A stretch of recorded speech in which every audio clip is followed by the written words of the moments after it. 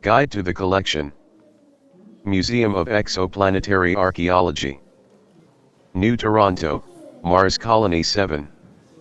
All rights reserved. Copyright 2021 by David Peterson. All artwork copyright 2021 by David Peterson and Mandy Conti. If you enjoy my writing, consider making a donation to your nearest Parkinson's organization.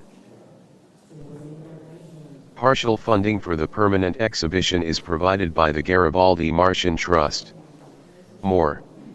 Mars. And by local council, your voice in the coalition. Because the last thing our red world needs, is another low-gravity golf course. Welcome to the museum. Main level, a look back at the early collection. Main level landing, upcoming events. Lower level 1, visiting treasures from the J6G. Lower level landing, flora and fauna. Lower level 2, dangerous tech. Upper level landing, first contact. Upper level, recent finds. Main level, a look back at the early collection. Exhibit number 4. Depiction of a fertility goddess, with anti-gravitational base, no obvious power source. Provenance unknown. This enigmatic addition to the collection was rescued from neo-corsairs by the Antiquities Recovery Unit at the NTMEA. Exhibit number 5.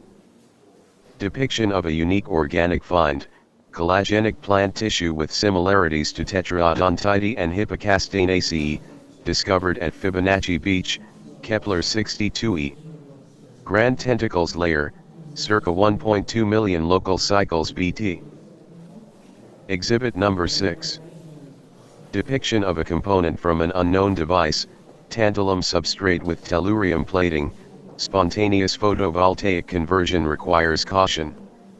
Mandelbrot marshes, Tau Ceti F. Metropolis layer, circa 700 local cycles BT. Exhibit number 7. Depiction of a space pearl, a decorative object with religious significance, fashioned from a single calcareous concretion, unidentified invertebrate. Crystallization suggests repeated scoring with a far-IR excision tool. Sierpinski planes, Kepler 186f. Temporal layer, circa 1250 local cycles BT. Exhibit number 9. Depiction of a decorative artifact recovered from Hausdorff North, Trappist 1D. Recursion layer, circa 2000 local cycles BT. Exquisite openwork filigree with delicate organic motifs, fused onto iridium and painted with a durable synthetic resin.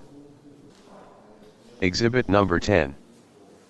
Depiction of a stela, discovered at Lake Koch on Teegarden Star B. Big Bad layer, circa 100k local cycles BT. Technically a probability amplitude capacitor or PAC, such artifacts are renowned for changing shape in response to the proximity of an observer. Nicknamed the menagerie after a field digger noticed the resemblance of the eigenstates to terran animals, fish, frog etc. This exhibit is a reproduction, as the original was stolen while on tour. Exhibit number 13. Depiction of Pithoi cache from New Gnosis on Teegarden Star B. Gosper Island, layer unknown, circa 2.4k local cycles BT. Containers bear superficial similarity to Comares ware, with raised floral and shell motifs partitioned by bands. Privately funded excavation, not coalition approved, damaged vertical stratification, introduced self-replicating materials, and only documented the finds on social media. Exhibit number 14. Depiction of 3 artifacts from the Hall of Trophies in hexaflake state, Kepler 186f. Ball court layer, 1.5k local cycles BT. Material is an organic derivative, calcium carbonate in bioplastic matrix. Affine et al., argue that ritualized sporting competitions culminated in the captain of the winning team literally becoming the trophy through a process of sacrificial 3D printing. Main level landing, upcoming events. Retrospective number 24. Later this season, Dante without Virgil, the singular life and untimely death of a trailblazer to the stars. Don't miss this long overdue retrospective on the illustrious career and incredible finds of the late Professor L. Pentaflake. The illustration depicts the so-called thruster cluster on Tau Ceti F, the dig he was overseeing at the time of his tragic demise in the Valley of the Pinwheel Arachnoids. Public lecture number 33. A sumptuous three-course consumable lecture entitled Fresh Eyes on the Kepler Plague, an interdisciplinary look back will be available in Interactive Hall from next month. Fresh Eyes weaves together disparate findings in bioarchaeology, osteoarchaeology, urban archaeology, nanotechnology, cultural anthropology, and other fields to arrive at a comprehensive biopsychosocial model of this devastating time in galactic history. Topics include the cultural and environmental preconditions that spawned the nanovirus, what the skeletal biomarkers say about mortality, wealth, and social standing, the role of hyperspace trade in transmission and containment, the invention of encapsulating spheres, and how the limitations of this treatment still shape behavior and belief systems across multiple worlds. For any visitors to the museum with gastrointestinal issues, this lecture is also available as a neural mist. Public lecture number 41. Mars Colony 7 is proud to be hosting the next in the series of Phoenix Emeritus Lectures, which will be presented in the Nimoy Lounge on Saturday at 1300 hours. Connecting the Bones will look at the challenges and rewards of sorting through the extraordinarily varied finds recovered from the playa and former methane seabed sediments at Hades 1 on Kepler 62e. The distinguished panel of 5, with backgrounds in zooarchaeology, vertebrate paleontology, xenobiology, exoplanetary geology, and remote imaging, will be phasing in from across the solar system and beyond, specifically for this talk, which will be available as a neural mist at the conclusion of the Q&A. For reservations, contact Museum Outreach. Lower Level 1, Visiting Treasures from the J6G. Exhibit number 17. Depicted is a musical instrument from Kepler 186f, Mount Sierpinski, moraine layer, circa 500 local cycles BT.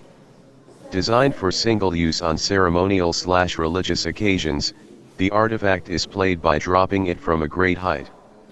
Music is generated as the rush of air is funneled through the apertures before the instrument shatters on impact. Exhibit number 18. Depiction of a decorative scroll urn recovered from Hausdorff South, Trappist 1D. Iteration layer, circa 1500 local cycles BT. In iterative times, the ruling class would commit a scroll to memory and then burn it as a sign of wealth and mental prowess. The gilded reliefs illustrate key scenes from the scroll, in this case a history of invasions. Ironically, the practice of scroll burning has resulted in most of their accomplishments going up in smoke. Exhibit number 19. Depiction of a brooch liberated from neo-corsairs by the Antiquities Recovery Unit and subsequently purchased by the J6G. Provenance identified by palynology and stylistic analysis, Sierpinski plains on Kepler 186f, spatial layer, circa 200 local cycles BT. Excellent example of modified mass production, as the base was 4D printed and then meticulously phase bonded to metallic and organic decorative elements by a skilled artisan. Exhibit number 20. Depiction of reconstructed bioelectric circuitry from the ruins of a personal flying vehicle. Recovered at Hausdorff East on Trappist 1D, echoic layer, circa 400 local cycles BT. Encoded with a metallic resin, such parts were tuned to individual owners for purposes of security and flight control. To this day, the proximity and mental state of the occasional visitor interact to trigger a transient electrical response in the material. Exhibit number 21. Portion of the proximal interphalangeal joint of a military droid from Tau Ceti F, Lake Turdragon, urban sedimentary layer, circa 1K local cycles BT. Flexi metal sinews provide a powerful yet controlled grip, while Spitarian spacers ensure a lightning-quick response. The spherical pitting on the ventromedial surfaces is consistent with neutralization by an invasive nano-weapon, possibly during a battle. Exhibit number 22. Depiction of 4 zoomorphic figurines from the Gosper Island dig on Teegarden Star B, NKM layer, date uncertain. Stylized but recognizable portrayal of an indigenous even-toed ungulate with similarities to a Terran camel. The assemblage was cast in a bronze analog from what was clearly a standard mold, but vary in degree of subsequent embellishment. The cache was discovered with a chit which translates in part to, including tax. Exhibit number 23. Depiction of metallic vessels rescued from high geosynchronous orbit above Gliese 1061b. Low-tech but expertly crafted, the 4D printed designs are devoid of internal circuitry, let alone propulsion systems. Cosmic ray stratigraphy identifies the age as between 75K and 1 million local cycles BT, although orbital decay would have occurred in a fraction of that time. Blancmange et al. Argue that the protruding panels act as stabilizers, shifting the COG periodically by thermal expansion. MS profiles and trace biomaterials rule out 1061b as the planet of origin, shifting attention to adjacent waterworld 1061c and snowy 1061d. Preliminary surveys are unpromising, but given the age of the artifacts, there are almost certainly treasures deep beneath the waves and/or ice. Lower level landing, flora and fauna. Flora exhibit number 7. The puffer plant, Heliantha styragear, is a hardy perennial, native to Kepler 452b. Micro-undulations of the unbranched stems create a rhythmic airstream that keeps the capitula airborne. Relative distance is maintained by a mesh of nearly invisible microfibers, and the positioning of the plant as a whole is heliotropic. Puffers can travel significant distances, are most active in the spring, and have a preference for the nutrient-rich vapors at attractor hells throughout the greater cantors. Flora exhibit number 8. Rainbow funnel ferns, Tracheophyta infundibulum, are found across most of northern Talaria on Kepler 62e. The eponymous fronds collect dew and conduct it to the roots ahead of the long summer season. The jostle of ferns in the wind generates infrasound, which protects against predators. The noise from fully hydrated plants is sufficient to cause nausea and vomiting in humans. Fauna exhibit number 12. Animation depicting the artificial immune system of a domesticated spider sheep from Teegarden Star B. There have been anecdotal reports from silk farmers, of animals passed down through successive generations, but until recently, such claims of unusual longevity had never been investigated. Preliminary hematological analysis has now revealed the presence of crude but effective nanites operating in the bloodstreams of at least one herd raised near Pythagoras tree.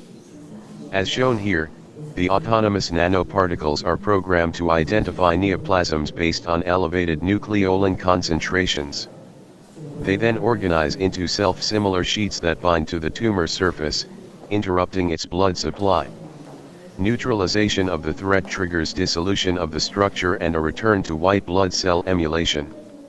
This pilot study raises more questions than it answers, and will no doubt be followed by inquiries into the historical context and extent of cyber enhancement on Teegarden Star B. Lower Level 2, Dangerous Tech. Everyone is reminded to kindly submit their waiver prior to entry. Exhibit number 8. Depiction of the deceptively innocuous-looking ocean killer discovered in the lesser cantors on Kepler 452b. Comet catastrophe layer, circa 500 local cycles BT. The unknown alloy is plated with a poorly understood biomimetic compound that reacts with moisture to produce oxygen and solid fuel. The nickname is explained by the runaway nature of the reaction in the presence of liquid water. This exhibit is a reproduction. The original is currently at a coalition research facility, no public access. Exhibit number 11. Depiction of the 100 millisecond life cycle of a single nanobug sample, high magnification, from Tau Ceti F. Engineered atmospheric contaminant endemic to Turdragon Caves, voltammetric dating inconclusive. Original purpose unknown. Direct exposure in sufficient concentration leads to irreparable lung damage, which explains the Turdragon curse. Exhibit number 12. Depiction of the white hole harvester, WHH, on Kepler 1544b. Approximately 3.14 standard units below surface, with access by the Feigenbaum tunnels. Dated to the Techno-Dark Ages, pre-EMP, 150K local cycles BT. Inert, but once powered an entire civilization. Animation is an artistic recreation of the WHH core in action. Exhibit number 15. The name for this infamous artifact in the source language is over 5,000 characters long, and can only be translated using topographical linguistics. In Euclidean French, for example, the translation is at the midpoint of an equilateral triangle with the words Astra, Tohubohu, and Liberté inscribed at the respective vertices. Exhibit number 30. Tachyon capacitor from the ruins of the white hole harvester on Kepler 1544b. Feigenbaum tunnels, Techno-Dark Ages, pre-EMP, 150K local cycles BT. In an unfortunate incident, a technician, no longer employed with the dig, ignored protocols while cataloging the component, causing his hand to dematerialize and reappear 5 days earlier. The damage to the prime line was contained by persuading him to repeat the accident at the appropriate moment. The hand and original capacitor are currently at a coalition research facility with no public access. Exhibit number 31. Octagonal comb from the hive mind of the tyrannical artificial species known as Big Bad, or Great Evil. T-Garden Star B, Big Bad layer, circa 10K local cycles BT. On achieving self-awareness, Big Bad declared that its sole purpose was exponential computational growth. After taking control, it began diverting resources to this end, and when raw materials dwindled, set its sights on neighboring planets and then solar systems, eventually building a supply chain with a radius of 70 light-years. Ultimately, Big Bad became a victim of its own success by inventing a compression algorithm, Icarus, that allowed it to model not only the universe and multiverse, but all potential multiverses, before running out of data and imploding from the sudden decrease in processing load, essentially dying of boredom. This artifact is the only known component to have escaped judicial annihilation. As per coalition regulations, high-temperature stasis is used to prevent pathway formation. Exhibit number 37. Depiction of a cluster of incursion spheres designed to render a tiny region of a target planet hospitable to explorers/invaders vis-a-vis atmospheric pressure, temperature, moisture levels, and chemical composition. Clusters tuned to the conditions on TRAPPIST-1D have been found on neighboring 1E and 1F, and as far away as the Hamiltonian Desert on Tau Ceti F, although the technology is far too sophisticated to have originated in the TRAPPIST system. Hasty emulation of these still poorly understood artifacts was responsible for the runaway solidification of the Venusian atmosphere nearly 50 years ago, spawning the Remember Venus movement. Upper level landing, first contact. Exhibit number 16. Kiln-fired brazier/sensor from Henan M on Kepler 186f. Dynastic layer, 300 local cycles BT. Piece molded bronze analog with copper patina. Designed to burn foliage, especially the leaves of an indigenous plant with mild sedative and hallucinogenic properties. The continued use of such kiln furniture on ceremonial occasions explains the peculiar tone of the reports following first contact. Exhibit number 27. Depiction of a tangible deposit from the 186ers to the late Ambassador Euler on the occasion of formalization of ties with the coalition at Henan M, Kepler 186f. Brass analog, nano-fused with colored volcanic glass. Date is uncertain. According to Euler's notes, the item was discovered by the Sixers on a distant world that subsequently met with a tachyon disaster and ended up never having existed. The veracity of this claim has been challenged in light of the prior difficulties during first contact. Exhibit number 42. Original crests of the three families gifted to the second delegation to Gliese 581c following the unfortunate loss of the first landing party. At the time, approximately 200 local cycles BT, planetary authority was shared by a dynastic triad and wielded through a draconian system of regulations. Custom and law required that the crests of the three families be worn at all times, and that each be covered/uncovered throughout the day as shifts of allegiance followed changes in task and social context. The absence of crests on the uniforms of the coalition representatives was such a politically incendiary image that it soon precipitated a deadly altercation. Subsequent forensic data mining of the recordings revealed the misunderstanding and led to fundamental revisions to first contact protocols, including mandatory preliminary audiovisual communications. Upper level, recent finds. Exhibit number 25. One of the most recognizable recursion-era finds from TRAPPIST-1D. Stylized floral elements executed in open-work filigree lend stability to the concentric supports while adding aesthetic appeal to the overall toroidal shape. The K pattern for this artifact is a consistent bestseller in the museum gift shop, having recently become popular as a decorative accessory at weddings. Exhibit number 26. Depicted is another of the exquisite finds from the Inverse Library on TRAPPIST-1D.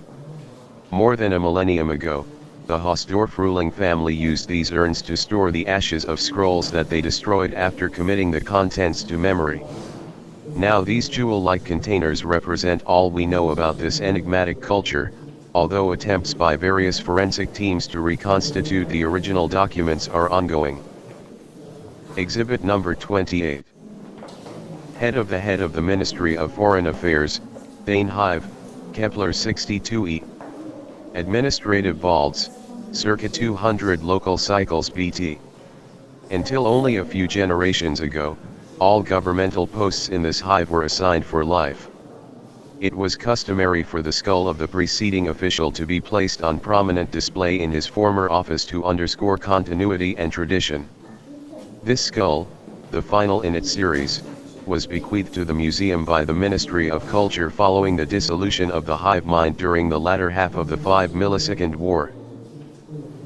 Exhibit number 29. Depiction of an antique partitioning screen from Kepler 186f. Swansong dynastic layer, circa 250 local cycles BT. Chased bronze resin, with intaglios augmented by 4D printing and layers of organic paints.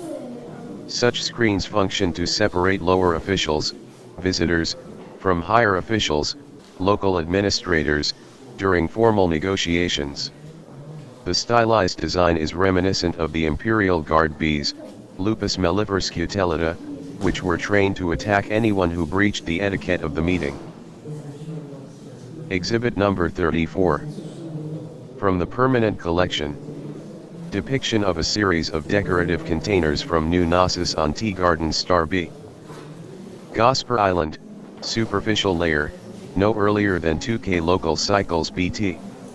The overall design is woven from a silk-like protein excreted by indigenous spider sheep, which have long been domesticated for this purpose. Centuries of genetic manipulation has produced a range of silk glands yielding burnished through enameled textures, and colors reminiscent of gold and lapis. Subtle variations in the tension on the warp threads, while spinning the pottery loom, create the stylized motifs associated with silk pottery masters, while near-invisible strands support the cloud-like embellishments. Exhibit number 35. Depiction of recent finds from an antechamber to the Hall of Trophies in hexaflake state, Kepler 186f. Precourt layer, 1.8 K local cycles BT. Items include a weighted resin ball believed to have been used in the earliest years of the infamous games, as well as a breastplate and visor worn by warriors in competition. The inner surface of the mask is inscribed Rivermouth, a common surname at the time. The lack of additional glyphs meaning belonging to or used to be is fueling the long-standing academic debate over such accoutrements. Exhibit number 36. Depiction of a gauntlet-style energy weapon recovered from the detritus below Dragon Falls on Tau Ceti F, superficial layer, no earlier than 1K local cycles BT. Designed to replace the hand of a military droid by screwing into a locking flange at the wrist. Flexi metal sinews in the arm stump would have supplied the power for the discharge, which was released from the tip, far left. Finding a complete specimen with the medial guard still intact is rare, as droids that survived the war were routinely disassembled, recycled, or deliberately infected with nanites. Exhibit number 43. Preliminary report by the museum team assigned to Gliese 1061C, regarding the discovery of a unique deep space vessel nicknamed the Flying Dutchman of Gliese. A 5-meter-long dormant ship possibly intended for automated reconnaissance has been detected in extreme elliptical orbit around Gliese 1061. The period is estimated at 150 K local cycles, relative to Gliese 1061C, suggesting advanced age. The design has not been previously documented.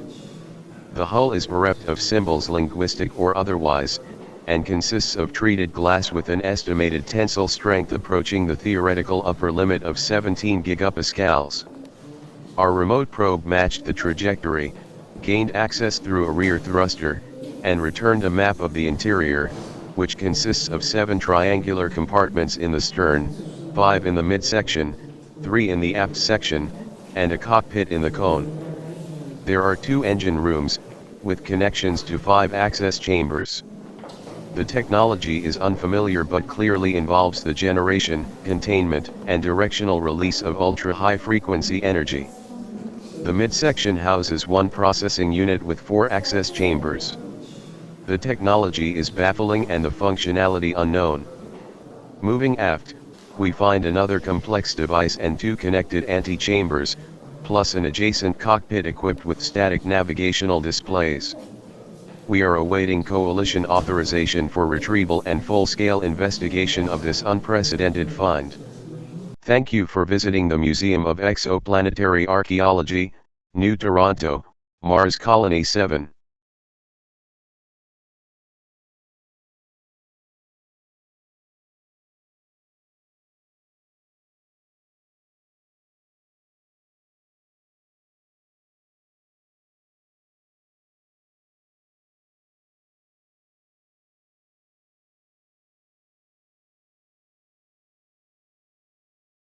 Guide to the collection. Jupiter 6 Galleries. Coalition Science Council Station, Jupiter Independent Territories.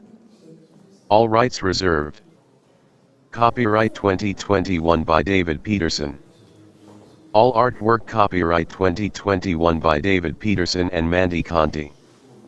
If you enjoy this audiobook, consider making a donation to your local Parkinson's Association. Welcome to the J6G. Jupiter Gallery 1, Inner Systems Archaeology. Jupiter Gallery 2, Outer Systems Archaeology. Jupiter Gallery 3, Visiting Treasures from the TEM CPS. Jupiter Gallery 4, Digs Over Time, Spotlight on the Museum of Exoplanetary Archaeology, Mars Colony 7. Jupiter Gallery 5, Closed for decontamination and renovations. Jupiter Gallery 6, CSC Observation Lounge. Jupiter Gallery 1, Inner Systems Archaeology. Exhibit number 45. head of a service droid. Mandelbrot steps, Tau Ceti F. Middle sedimentary layer, circa 1.2 K local cycles BT. Flexi metal resin, mass-produced, internal components sufficiently intact to reverse engineer the basic specifications. Important find, as almost no technology predating the AI wars has ever been discovered. Core is currently negotiating with the SETI Protectorate for permission to reconstruct the original code through extrapolation of magnetic mapping data. Exhibit number 54. Knee joint from a military droid, recovered on Tau Ceti F downstream of Turdragon Falls, superficial layer, circa 800 local cycles BT. Specimen includes femur, tibia, and cruciate ligaments but is missing the patella. Unusually robust contingent of defense knights and repair knights were inadvertently reactivated during the recovery process, leading to contamination of several devices including the dig coordinator. Emergency protocols were enacted, and the coordinator was successfully evacuated to a nearby coalition facility, where he is expected to reboot without incident. Exhibit number 56. Book repository from caves at Hausdorff Southeast, Trappist 1D. Redundant layer, circa 900 local cycles BT. Unique, intricately crafted cylinder/phase boxes built from combinations of brass, burnished steel, polished stone, and glass. In use for more than a local century, and possibly concurrent with scroll burning practices at the Southern Court. These finds were initially interpreted as a reaction to the destructive excesses of the Hausdorff dynasty, i.e., a ceremonial attempt to preserve knowledge rather than reduce it to ashes. More recently Piano et al. Have noted that since none of the cylinder boxes incorporate hinges or clasps, and all appear designed to remain permanently shut, they in fact represent a continuation of the elitism of the scroll-burning culture, specifically an attempt to render knowledge inaccessible, just by different means. Incidentally, most of the texts, which are laser-etched onto sheets of natural resin, either detail the daily activities of socially prominent individuals or describe how to operate devices. Exhibit number 62. Automated Local Administrator for the Big Bad Empire. Trappist 1D, Pascalsbog, circa 9,800 local cycles BT. At its height, the reign of terror initiated by the tyrannical AI, known as Big Bad, encompassed every system within 70 light-years of T-Garden's star B. Automated processing nodes such as this one were installed on each conquered world to coordinate the subjugation of the indigenous population with an eye to plundering their resources more efficiently. On the destabilization of the empire, the administrators were left to face the pent-up resentment of their charges, and most ended up slowly and creatively disassembled. This rare find escaped the fate of similar servers as it was tipped into a lake, where it lodged in the sediment and remained forgotten until the bog was dredged. Note that in line with coalition regulations, neutralization of the neural material was confirmed prior to salvaging. Exhibit number 63. Replica of an administrative communications device from the shared dynastic treasury, 3R1 Hall, on Gliese 581C. Central City, date unknown. Much of the information on this reclusive culture must be inferred, as asking questions is considered bad taste. It is believed that this instrument was used to hold summit meetings between the leaders of the two colonies in the temperate band on 581C, and the home world, almost certainly 581G. The signal from 581G was somehow projected from the central dais, while the central city signal appeared on the projector above, and their sister colony, now abandoned, below. Nothing beyond a printing scan was permitted, so we can only speculate on the technology, likely a variant of phase-enhanced solid holography. Exhibit number 67. Deep Sea Nightmare from the Before Time. Indicative of the highly refined metalwork in the dynastic treasury on Gliese 581C. Smoked bronze casting, gilded with copper/gold, copper/silver and other alloys to create subtle color contrasts, then worked and polished, and finally completed with spot applications of varnish. The artist appears to have had an animal in mind, which is problematic as there is no complex life outside the colony walls, and certainly no deep seas anywhere on the planet. An intriguing possibility is that the piece represents a collective memory of something on homeworld 581G, which is known to have substantial water reserves, but remains unexplored due to a reluctance to establish ties with the coalition. Exhibit number 69. Analysis of the artifacts in the dynastic treasury on Gliese 581C has revealed an unexpected find, a functional seal matching the lock on the entrance dome to the abandoned sister colony on the opposite side of the temperate zone. Official inquiries about its founding and loss have gone unanswered in part because asking questions is discouraged in this culture. Coalition Archaeology plans to investigate the viability of using a 4D print of the seal to gain access, and mounting a low-key reconnaissance mission without asking permission of the dynastic representatives, so as not to give offense. In addition to being enormously important in its own right, Colony 1 might provide information about enigmatic homeworld 581G, the only planet in the history of the coalition to decline first contact. Exhibit number 52. Musical instrument from Kepler 186f. Foothills of the Sierpinski Range, moraine layer, circa 400 local cycles bt. The boomerang brass is neither boomerang-shaped nor made of brass, but the moniker is now firmly entrenched even in academic circles. The instrument is played by throwing it vertically with a snapping motion of the wrist to ensure both translation and rotation. Music is generated as air rushes through the apertures during ascent and descent. The tradition is preserved to this day by skilled musicians who vary the tone and phrasing through subtle adjustments to the torque and highest point of the trajectory. Exhibit number 53. Depiction of a zoomorphic figurine recovered from the homeworld antiquities market after being looted from a dig on Kepler 186f. Sierpinski Plains, spatial layer, circa 300 local cycles bt. Consists of a scored Baroque pearl shucked by artisans at great personal risk from the groves of clam plants, Lamella branchiata venerita droseraceae, lining the divide between the plains and the Wolfram Desert. Bird spirit subjugating land animals is one of a set of myth-tellers, devotional carvings central to indigenous spiritual practices for local centuries. Exhibit number 59.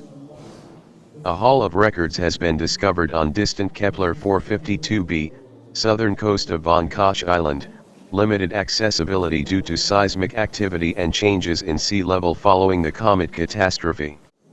The sophisticated structure dates to at least 4,300 local cycles bt and appears to have functioned for generations as an automated astronomical research center.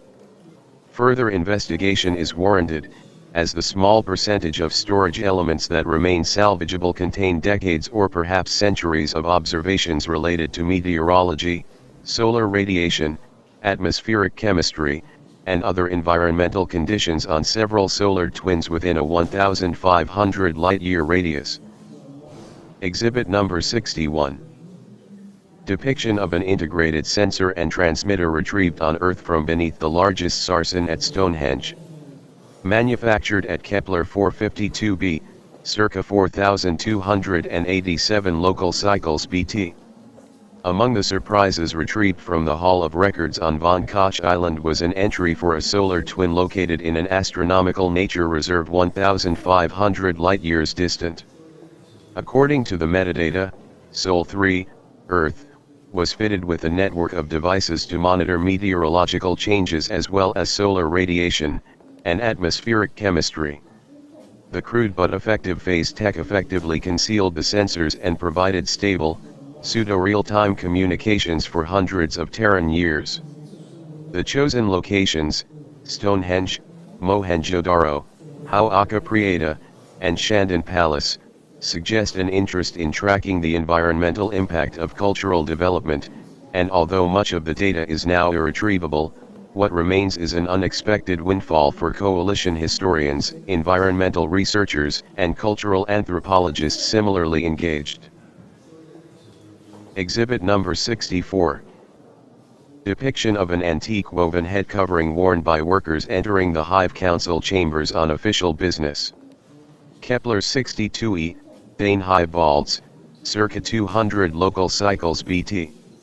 The garment allowed the speaker to be identified, yet maintained the social distance appropriate on formal occasions. The design accommodates the compound eyes, but there is no room for the antennae to extend, which makes it both uncomfortable and unhealthy. The attire was supplanted by less cumbersome wear over the local years, until today, Hive members merely don a slotted eyepiece as a nod to tradition. Exhibit number 68. Depiction of a decorative headdress from the processional way, Kepler 186f, pre-court layer, 1.4K local cycles BT. The design is familiar from masks worn by the shaman/umpire at sacred sporting events, but the artifact is oversized, and the cavity beneath the woven floral embellishments is filled with a bioplastic matrix. Brownian et al. Suggest that much like portable shrines, such objects were symbols of religious authority and were used to sanctify whatever multipurpose space they were placed in temporarily. Jupiter Gallery 3, Visiting Treasures from the TAM CPS. We are deeply grateful to the Terran Art Museum and Cultural Preservation Society for entrusting us with this selection of artwork predating the Lesser EMP, entitled Nostalgia for Realism, Highlights of the Terran Early Digital School. Kindly avail yourself of the neural mist at the gallery entrance. It contains an overview of the historical context of this movement, as well as what little information has been pieced together about each work. Tuscan Countryside. TAM code 591-558-7277. Landscape with Rabbit. TAM code 150-045-0273. Entropy. TAM code 326-700-0017. Shibuya Crossing. The artist has not handled the perspective of the stairs correctly, but it is otherwise a charming piece of art.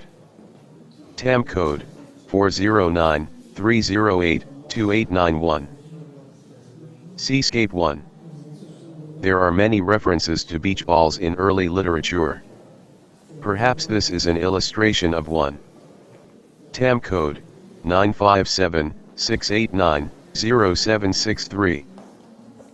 Seascape 2. A delightful work executed in a style then called 19th century Romanism. TAM code 362-827-3133. Landscape 1. TAM code 286-048-6313. Trash is Treasure. The title is an illustration of the paradoxical language in vogue at the time.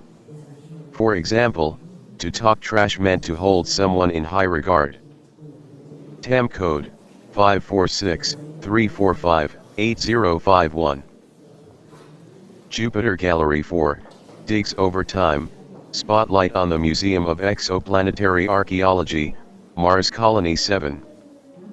We are grateful to the New Toronto Museum of Exoplanetary Archaeology, Mars Colony 7, for curating this exhibit dealing with their ongoing projects on TRAPPIST-1D and Teegarden Star B.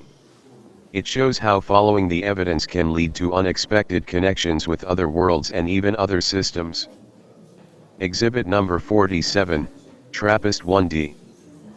Illustration of a personal flyer uncovered at the Hausdorff East Dig on TRAPPIST-1D. Echoic layer, shortly after the astro-colonization event, ACE, by neighboring 1E, circa 587 local cycles BT. Typical of distinctive 1E tech, the flyer in its deactivated state consists of a lightweight blue disk of programmed memory material. Standing at the center activates the decompression process, and the pilot is quickly enveloped by the rapidly deploying craft. The sleek exterior of this early find is completely devoid of decoration. Incorporation of indigenous motifs will not begin in earnest for another 150 local cycles. Exhibit number 48, TRAPPIST 1D.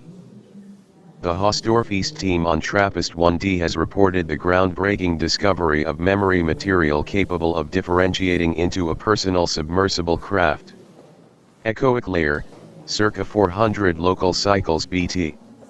To date, all such artifacts have decompressed into personal flyers when activated. The disk in question was inert and considered defective, until it deployed unexpectedly while being rescued from a flooded storage bay. Apparently, memory disks are sensitive to moisture levels and other environmental clues as well as contact with a potential user. In addition to expanding our knowledge of post-colonial society, this tech might find its way into the toolkits of underwater archaeologists if the promise it shows bears further scrutiny. Exhibit number 49, TRAPPIST 1D. Report from the dig at Hausdorff East on TRAPPIST 1D. Recent flash floods and ensuing mudslides have uncovered a largely intact portion of the fuselage of a military transport shuttle from adjacent Ice World 1E. The ship could accommodate 50 passengers and crew, and may have facilitated the arrival of the first colonists as early as 587 local cycles BT.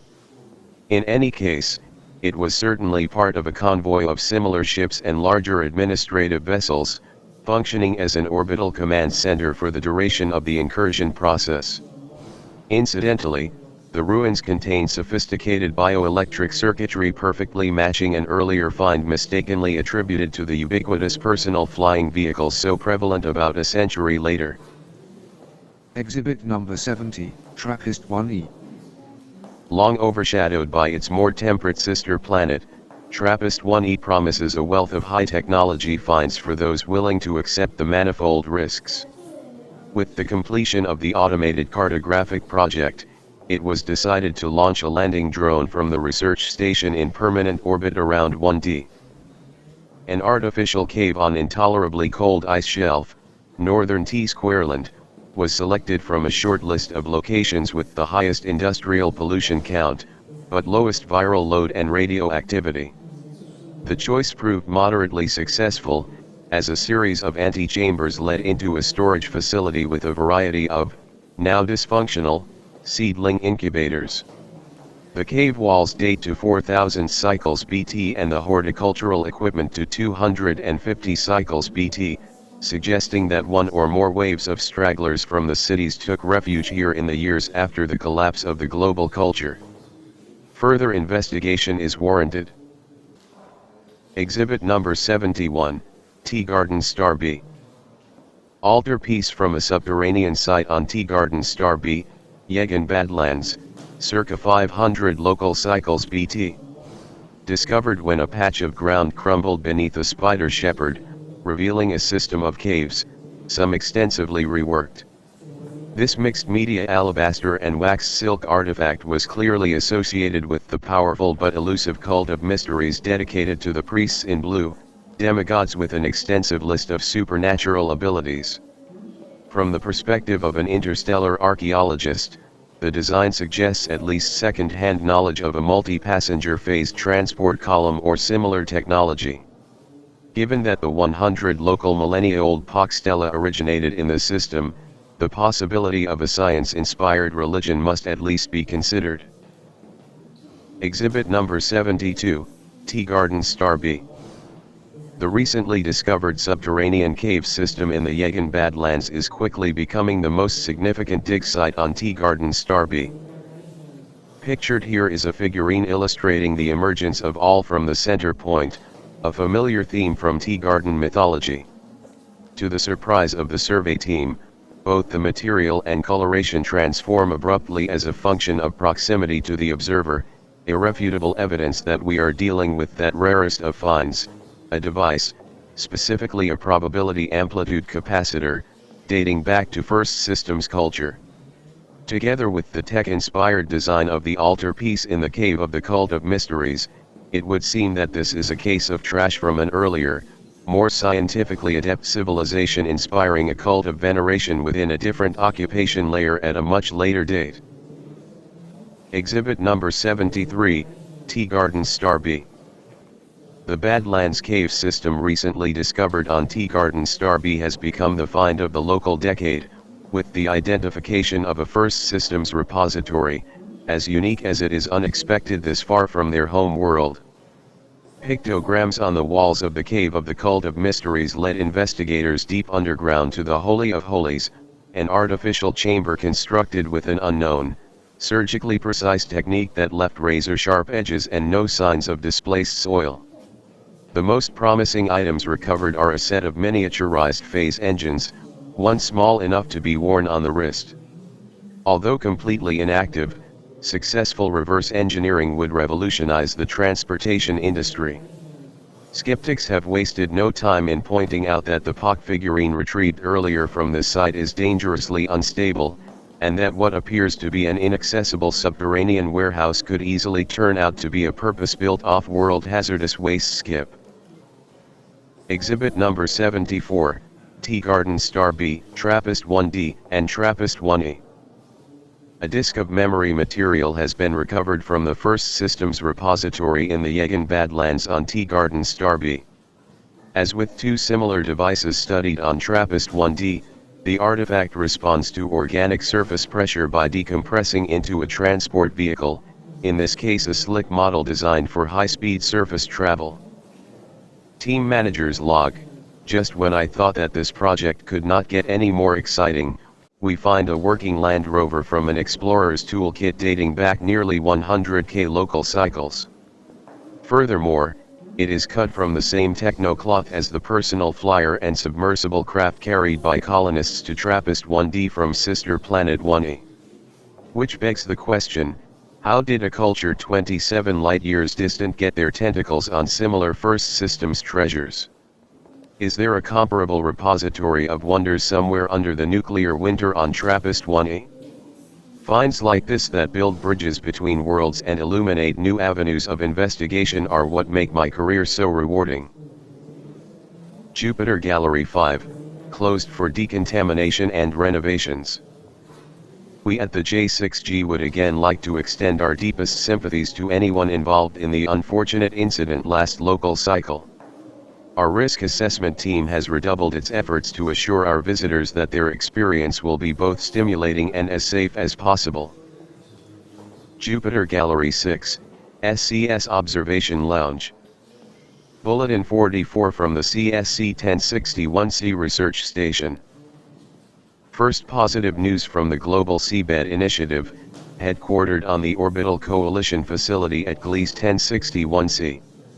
Sidescan Grabner and other maritime geophysical surveys have never revealed artificial structures, but follow-up of a weak anomaly camouflaged by a thermal vent has uncovered this unique find. Preliminary bathymetric data suggests that the artifact is stabilized in a depth attractor by the energy from the vent, indicating a relationship to the artificial satellites at nearby 1061b. Bulletin 55 from the CSC 1061C Research Station. Renewed efforts to identify submerged anomalies in the oceans of Gliese 1061C following the discovery of the first sentient-made artifact have finally met with success. The Global Seabed Initiative, headquartered on the Orbital Coalition facility, has reported the discovery of an intact underwater city, perhaps local centuries old, located above what was once an enormous islet or promontory off the eastern coast of Lake Inia. The metropolis, dubbed New Pavlopetri, had remained undetected despite repeated scans of this area until a visiting metallurgist studying the Flying Dutchman of Gliese suggested recalibration to search for pressure-resistant treated glass.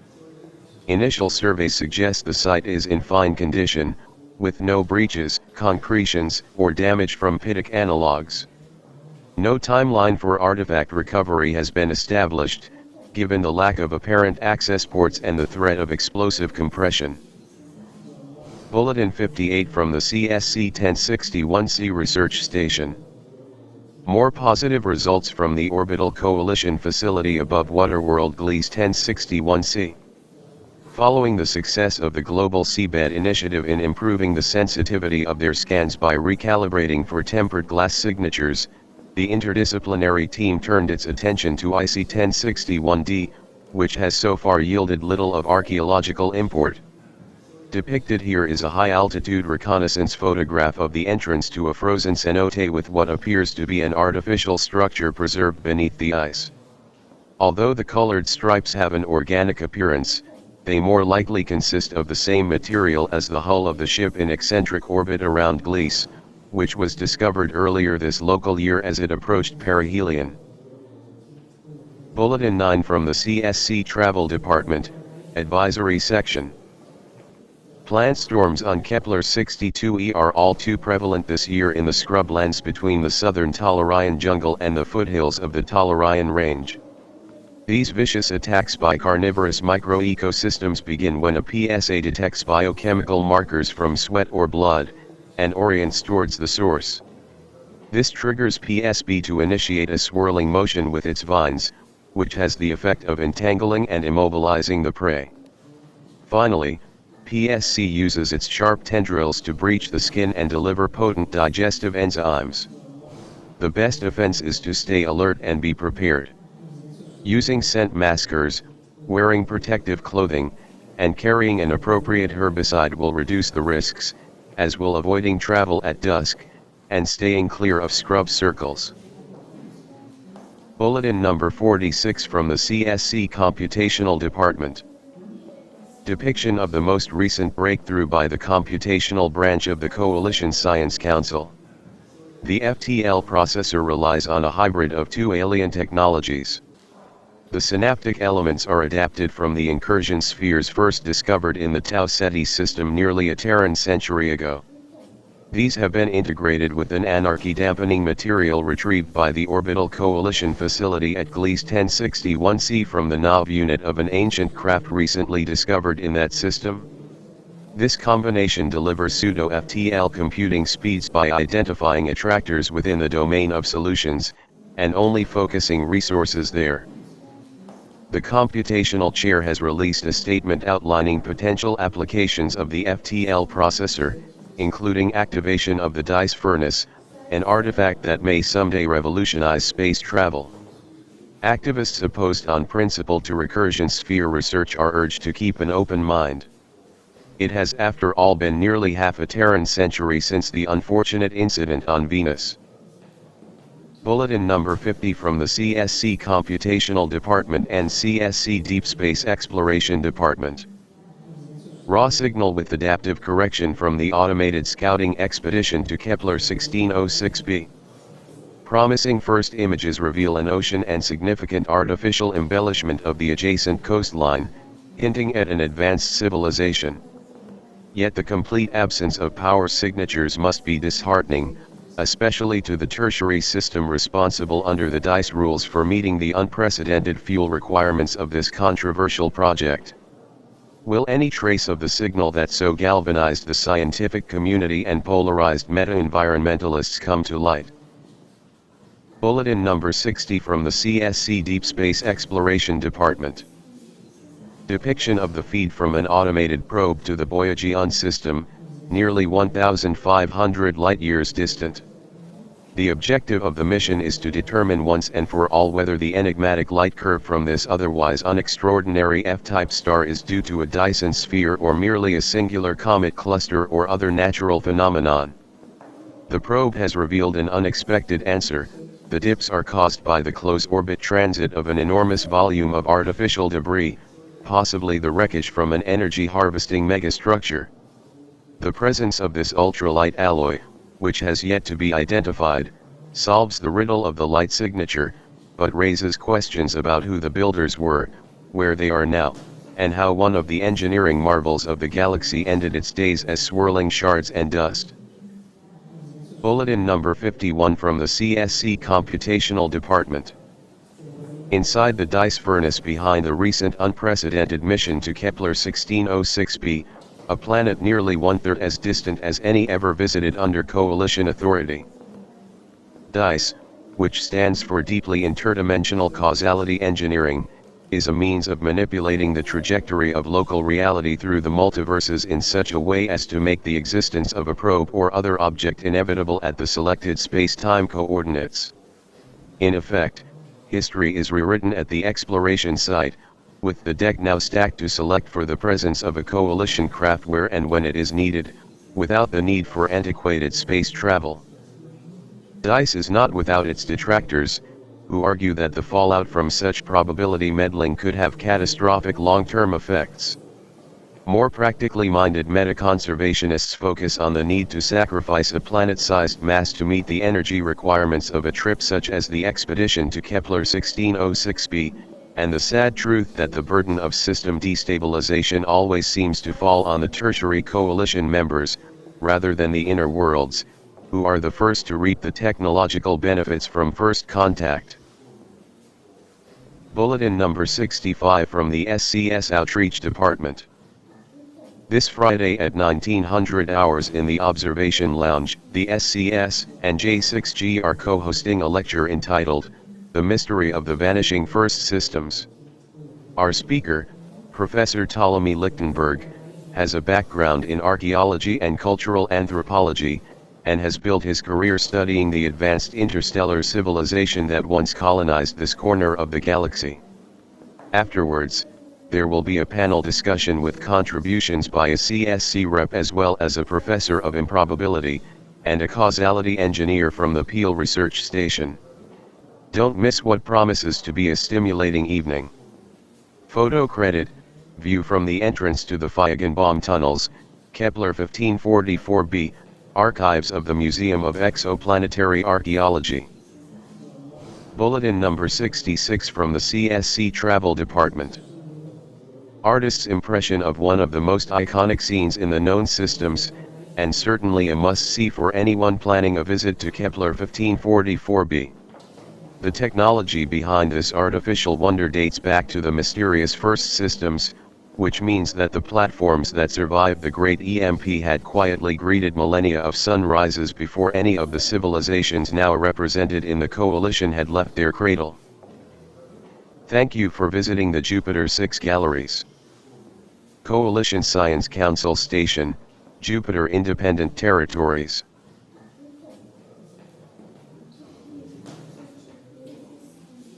Guide to the collection. Extrasolar Annex, Serenitatis Complex. Taurus Latrobe Lunar Repository. All rights reserved. Copyright 2021 by David Peterson. All artwork copyright 2021 by David Peterson and Mandy Conti. If you enjoy this audiobook, consider making a donation to your nearest Parkinson's Association. Welcome to the Taurus Latrobe Lunar Repository. Main floor, Eagle Wing.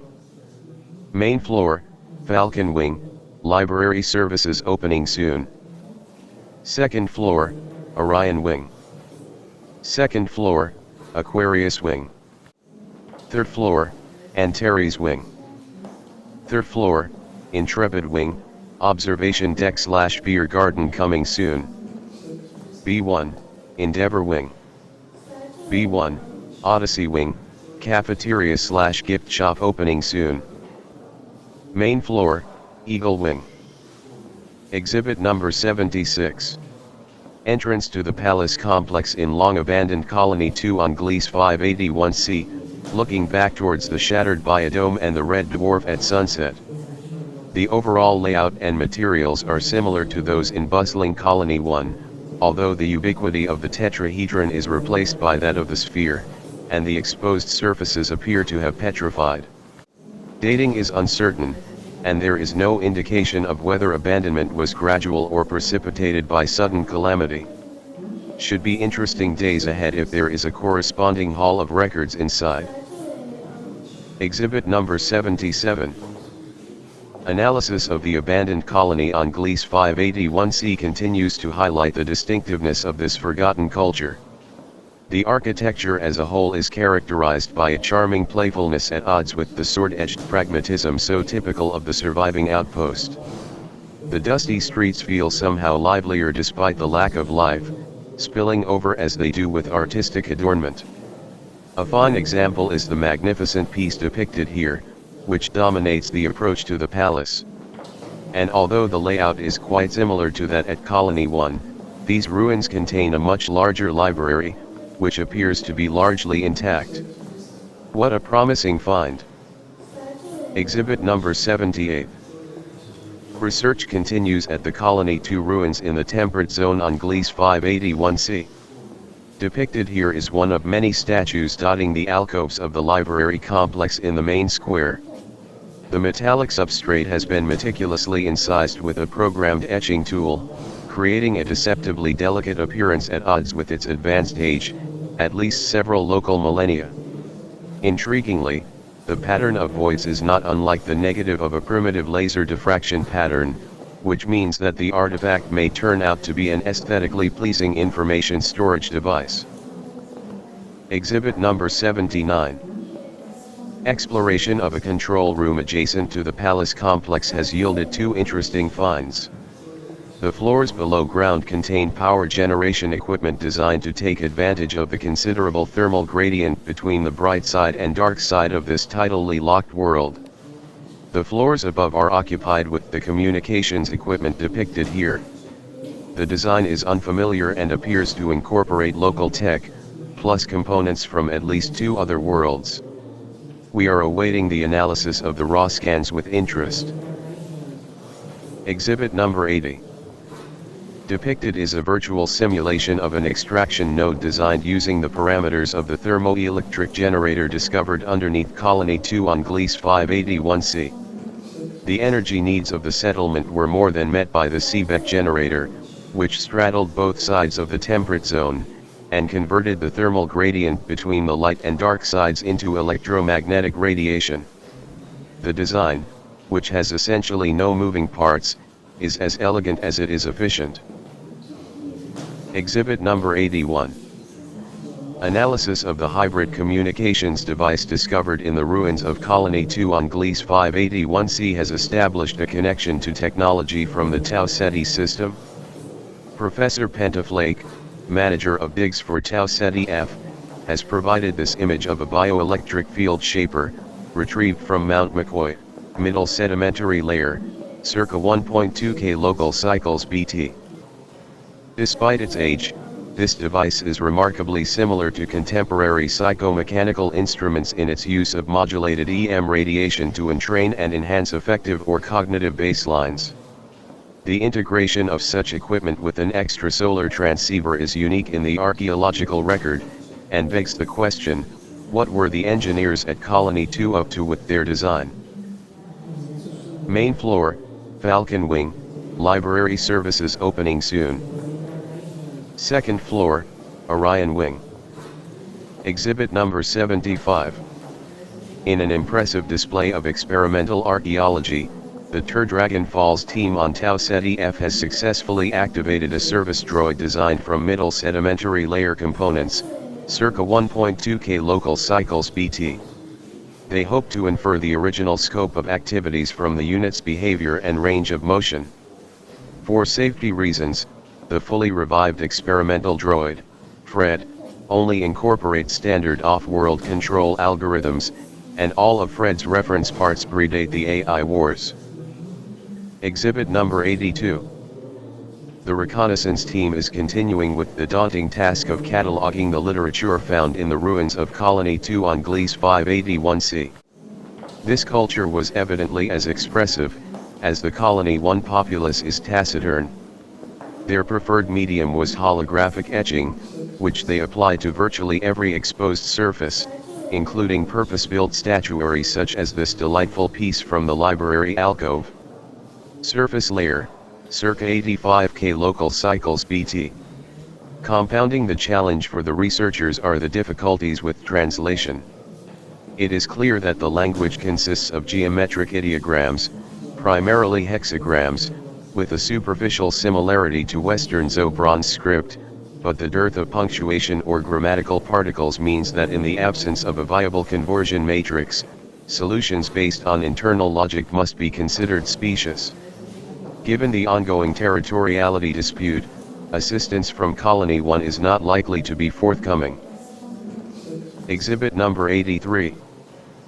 A further cache of 3 memory material disks has been found following a cave-in at the Hausdorff East project on TRAPPIST-1D. 2 of the artifacts remain inert despite best efforts, but the third responded to pressurized immersion in a saltwater bath by decompressing into a personal hydrofoil. In early tests, forward motion above a threshold speed leads to sustained circulation around the lower projections, resulting in considerable lift. The elegant design, which is optimized for smooth travel and accurate turns, is consistent with the recent hypothesis that such disks were adapted from ancient First Systems tech. This is the third working vehicle recovered from among the artifacts associated with settlements of colonists from sister planet 1E, and dates to approximately 400 local cycles BT. Exhibit number 84. Depicted here is the oldest artifact so far recovered by field teams at Kepler 186f. Valley of the Bones, monastic layer, circa 3K local cycles BT. The mirror of equanimity consists of an unidentified animal skin, pulled taut and attached to an alabaster frame. The skin has been rendered neuroresonant through pretreatment with a series of biomimetic mineral washes. Staring into the mirror at a prescribed distance induces a feedback loop that amplifies electrophysiological signals, primarily in the limbic system. In effect, any emotional state other than perfect equanimity would have been heightened, presumably to the point of discomfort or worse. Ironically, this meditative training tool is now so brittle that the presence of a strongly agitated person induces micro cracks in the surface that would eventually shatter the artifact were it not in this Faraday display case. Exhibit number 85. Artificial plant recovered on Kepler 186f from a dig overlapping the former Imperial Gardens. Swansong dynastic layer, circa 250 local cycles BT. The court artisan has used an unusual 4D printing process to preserve the vibrant colors and fine detail of the original, which is fortunate as there is no longer any trace of the species depicted. The piece dates from a time when horticultural portraitists were held to the highest standards and were dealt with severely if their creations could be distinguished from actual flora by any of their aristocratic patrons. Exhibit number 86. Another important find has been reported by the Global Seabed Initiative stationed at the Orbital Coalition facility above 1061C. Systematic scans for pressure-resistant treated glass have revealed an automated complex, stationed above the southern pole. The structure, estimated at 65K local cycles old, is much smaller than New Pavlopetri, but unlike those ruins is actively drawing power from geothermal sources, perhaps for the benefit of multiple drone craft berthed in the central hangar bay. Preliminary attempts at communication have gone unanswered, but the initiative is undeterred and is busily planning a follow-up mission. Exhibit number 87. It has been confirmed that the Coalition research facility in permanent orbit around Gliese 1061c has been destroyed. The preliminary report by the Interstellar Forensics Unit indicates that the station was targeted simultaneously by projectiles from the South Pole and at least one other planet-side location. The last message from the Global Seabed Initiative detailed the discovery of an ancient automated complex on the polar seabed, and there is speculation that the team's efforts to establish communications were misinterpreted as a hostile gesture. More to follow. Second floor, Aquarius Wing. Exhibit number 88. Depicted is a module from the core AI recovered by the Interstellar Forensics Unit from the wreckage of the Orbital Coalition Research Facility at Gliese 1061c. The emotional testimony of the module has been central to the inquest and extraordinary session at the CSCS in the Jupiter Independent Territories, which continued today in the wake of the disaster. As yet, there is no clear consensus on the best response to the unprecedented attack by an ancient automated defense platform, inadvertently triggered by the Global Seabed Initiative, which claimed the lives of 40 permanent staff and 12 visiting research fellows. A hawkish minority is calling for the neutralization of the entire planet to ensure the safety and security of all coalition members. Their proposal is to employ a modified incursion sphere to solidify the atmosphere, a suggestion the president of the Remember Venus movement dismisses as reprehensible. A faction of the Science Council has suggested that we apply recent advances in causality engineering to negate the reality of this tragedy. Opponents note that moral quandaries aside, our understanding of the recently activated dice furnace is imperfect at best, and that any intervention on this scale might well induce an even worse outcome. Whatever decisions are made will need to take into account the complexities of the coalition presence in the 1061 system. In addition to dealing with the wreckage, top priorities include salvaging the invaluable artifact referred to as the Flying Dutchman of Gliese, and deciding the fate of the ongoing archaeological projects involving 1061B, C, and D. Exhibit number 89. After lengthy deliberations at the CSCS in the Jupiter Independent Territories, it has been decided to implement the following interim measures in regards to the Gliese disaster. 1. The wreckage of the Orbital Coalition Research Facility will be cleared from above 1061C. The station will not be rebuilt. 2. A smaller administrative and research facility, Memorial Station, will be positioned above rocky 1061B, a planet with no signs of habitation at any point. 3. Memorial Station will review and manage all current and subsequent research projects in the system. 4. The Global Seabed Initiative will not be replaced. New proposals involving Waterworld 1061C will be entertained provided they involve automated probes only, and limit their scope to scanning rather than attempts to establish communication. 5. As a tribute to those who lost their lives, specially engineered seagrass will be introduced into the marine ecosystem on 1061C. Proximity to sentient life will trigger microvibrations designed to recreate the sound of a Stradivarius violin playing the symphonic intermezzo meditation from Massenet's Thais, and the seeds it sheds will contain a microscopic retelling of the tragedy. Updates to follow. Exhibit number 90. Depiction of antique silken attire from Tea Garden Star B, private acquisition, circa 200 local cycles BT. The multilayered waistcoat and shorts are painstakingly crafted by specialized artisans skilled in exploiting differences in texture and color between spider sheep breeds and ranches. Ataki, as this clothing is referred to, was once a common sight but is now only worn on formal occasions. The quality of the material can be gauged by checking the shoulder extensions, which in the most expensive garments trail off with such gossamer subtlety that the edges can only be felt, not seen. Exhibit number 91. The technology behind the third mysterious component of the communications device discovered in the ruins of Colony 2 on Gliese 581c has been identified. The manager for digs on distant Kepler 452b has confirmed a match to the environmental sensors used by ancient explorers on that world to monitor environmental conditions on Earth and other stellar twins within a 1,500 light-year radius. It is unclear how the device was acquired by the colonists on Gliese 581c or what their motivation was, in combining it with indigenous telecommunications equipment and a bioelectric shaper from Tau Ceti F. Exhibit number 92. Sample of a typical linguistic diffraction pattern reconstructed from holographic etchings on the statues at the entrance to the ruins of Colony 2 on Gliese 581c. The analyst modules continue to have difficulties with the translation, beyond identifying an increasing number of similarities to Western Zobron's script, not least of which being the reading direction, top to bottom, right to left. Any actual connections with Terran culture seemed preposterous until recently, when it was discovered that communications technology at the colony incorporated sensors identical to those created on distant Kepler 452b, to monitor several solar twins including ancient Earth. A cursory examination of the distribution of lines also suggests that some information is encoded in the overall layout, meaning that a geometric approach may prove useful. Exhibit number 93.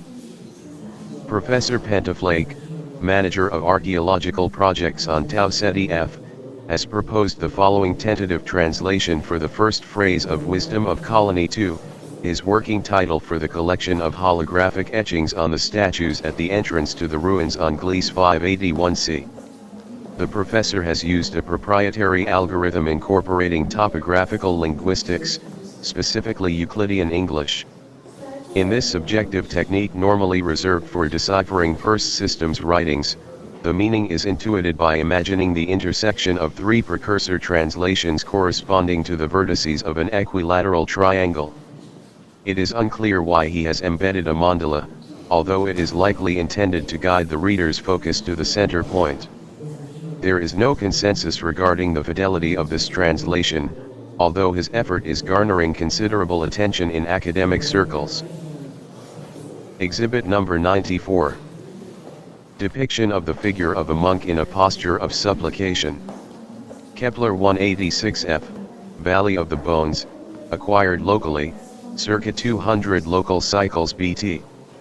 Crafted by filling a press-fit mold with a powder that gives off a phosphorescent glow symbolizing the rewards of contemplation.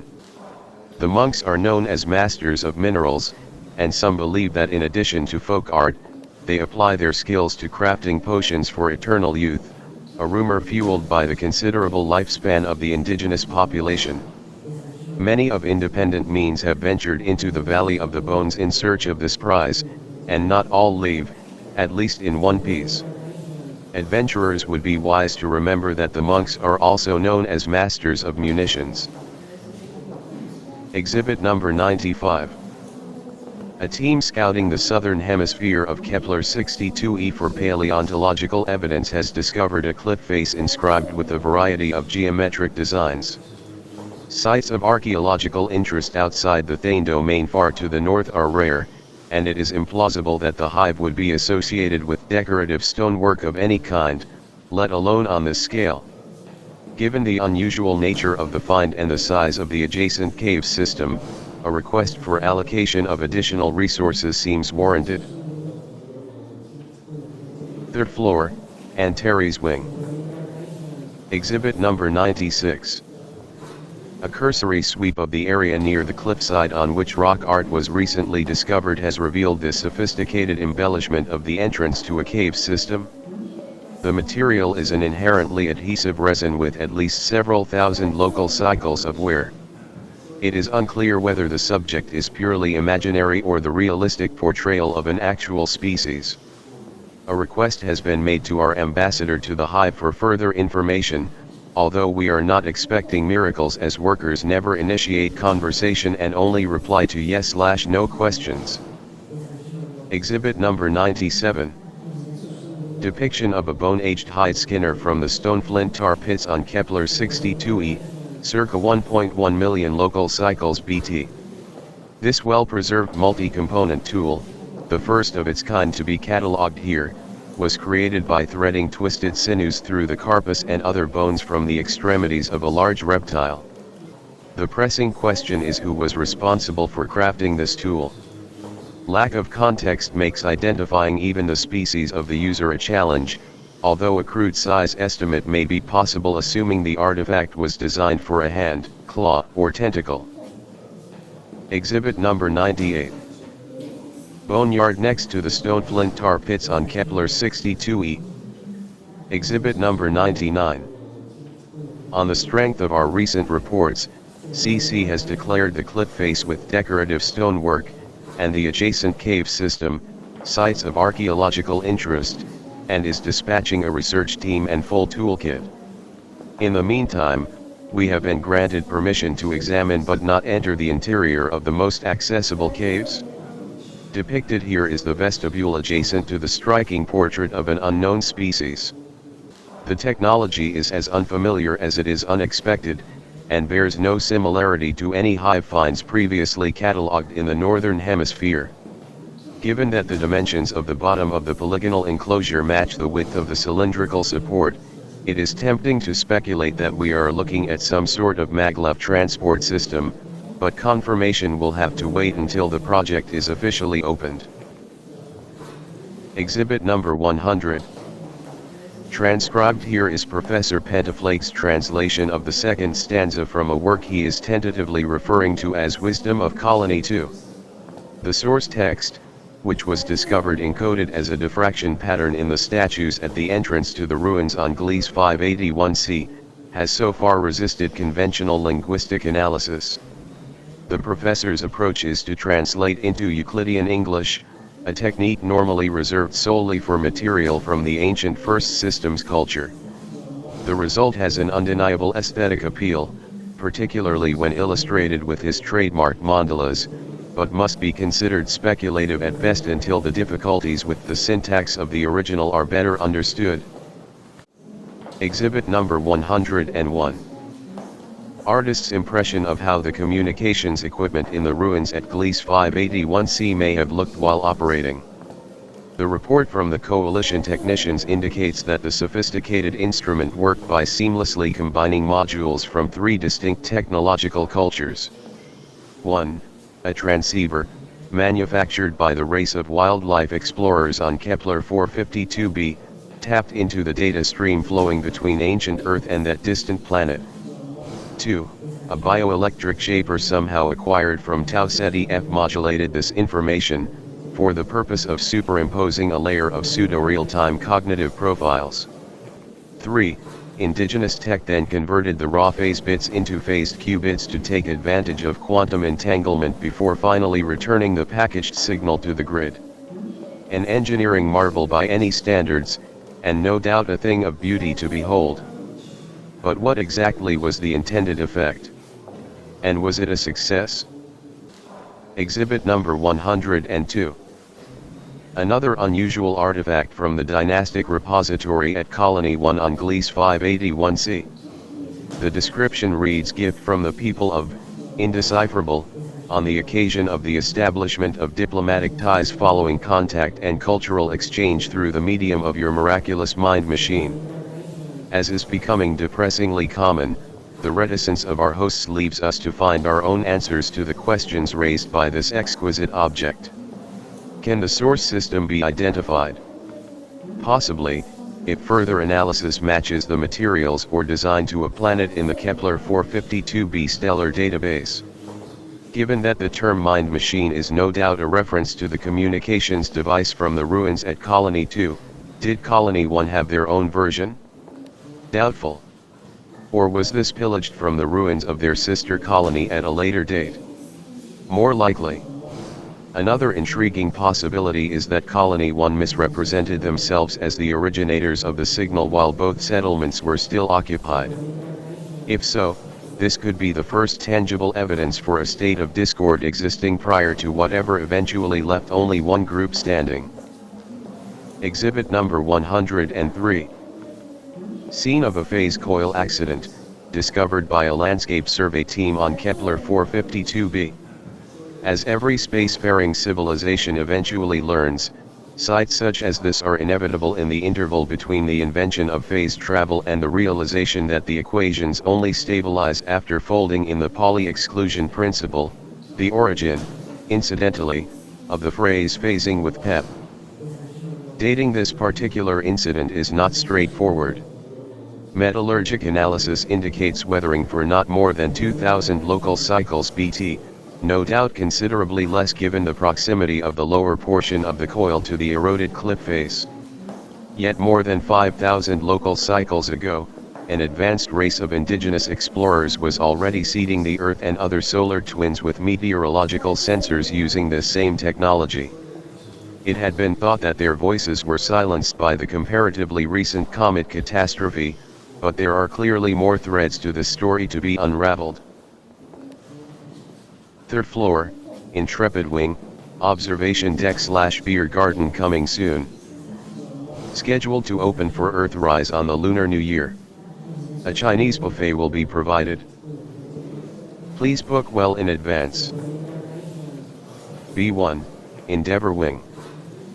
Exhibit number 104.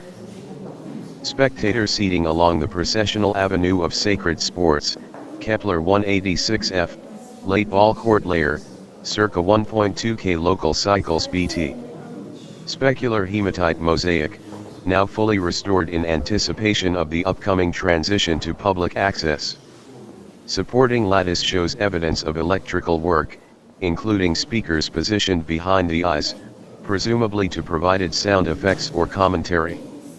Underseat wiring likely provided heating, although a more speculative hypothesis based on an unconventional reading of the gambling codex is that audience members received electric shocks whenever the team they were supporting fared badly. Exhibit number 105. Wreckage uncovered at the site of the phase accident recently catalogued on Kepler 452b. The artifact, possibly the phase-distorted remains of a subatomic clock, is a fortuitous find for the team, as it provides multi-vector dating evidence allowing the initial estimate to be narrowed to 1275, with the theta of 25, local cycles BT. In exciting news, funds have been allocated to attempt a restoration by integration. This technique involves 4D printing the damaged object onto a time crystal in the hopes that the resulting impression can be cycled back to a reasonable approximation of its original state. This is an expensive gamble, but one that could revolutionize our understanding of the site in question. Exhibit number 106. Reconstruction of the wreckage uncovered at the site of the phase accident on Kepler 452b has yielded an unexpected result.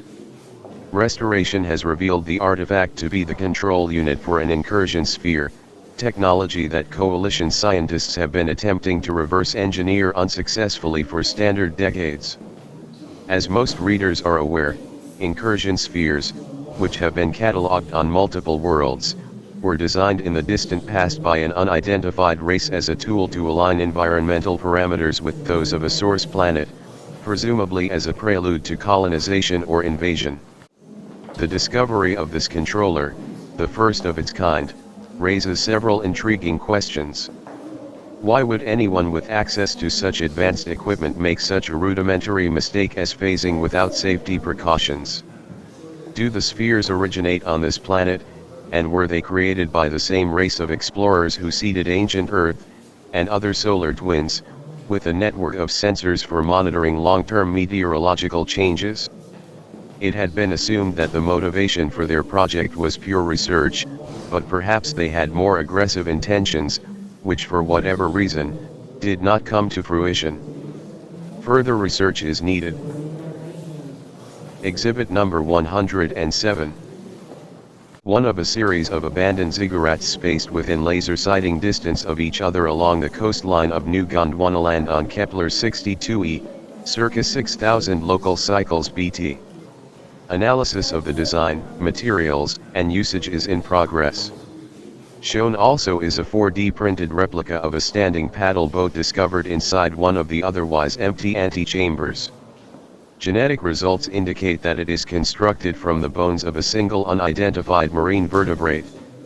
There is also lizard analog DNA, bipedal claw marks, matching those on the stonework incidentally, and abrasion patterns consistent with the back and forth motion of a heavy tail. The site manager believes this evidence, while preliminary, is sufficient to posit a species of extinct intelligent lizards, which he has catalogued under the heading Lacerta sapien rescendentia. Exhibit number 108. A swarm of reconnaissance drones under the direction of the newly inaugurated memorial station at Gliese 1061b has succeeded in identifying the wreckage of an ancient spacecraft under the permafrost on Iceworld 1061d. The design and materials are reminiscent of the technologically advanced Flying Dutchman of Gliese previously recovered at perihelion from a highly eccentric orbit, and then all but lost in the Coalition Research Facility disaster. This discovery will be the first real test of Memorial Station, as it assesses the risks and rewards of a potential salvage operation. Exhibit number 109. CSC reports that a radical new experiment to investigate the mysterious nature of phasing has been an unqualified success. As the reader is no doubt aware, phase travel is the bedrock of interstellar commerce and communication across the 1,500 light-year coalition. Despite the ubiquity of the technique, The actual process during instantaneous phase transition from departure to destination remains poorly understood.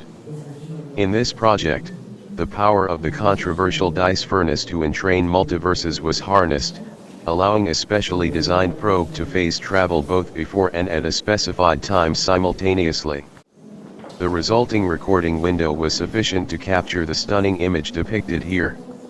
Given the amount of new data collected, it would appear that once again, the Council's throw of the dice has brought tremendous returns. Exhibit number 110. An alarming transmission with the timestamp 0.0.0.0, no source indicated, was received today through official channels.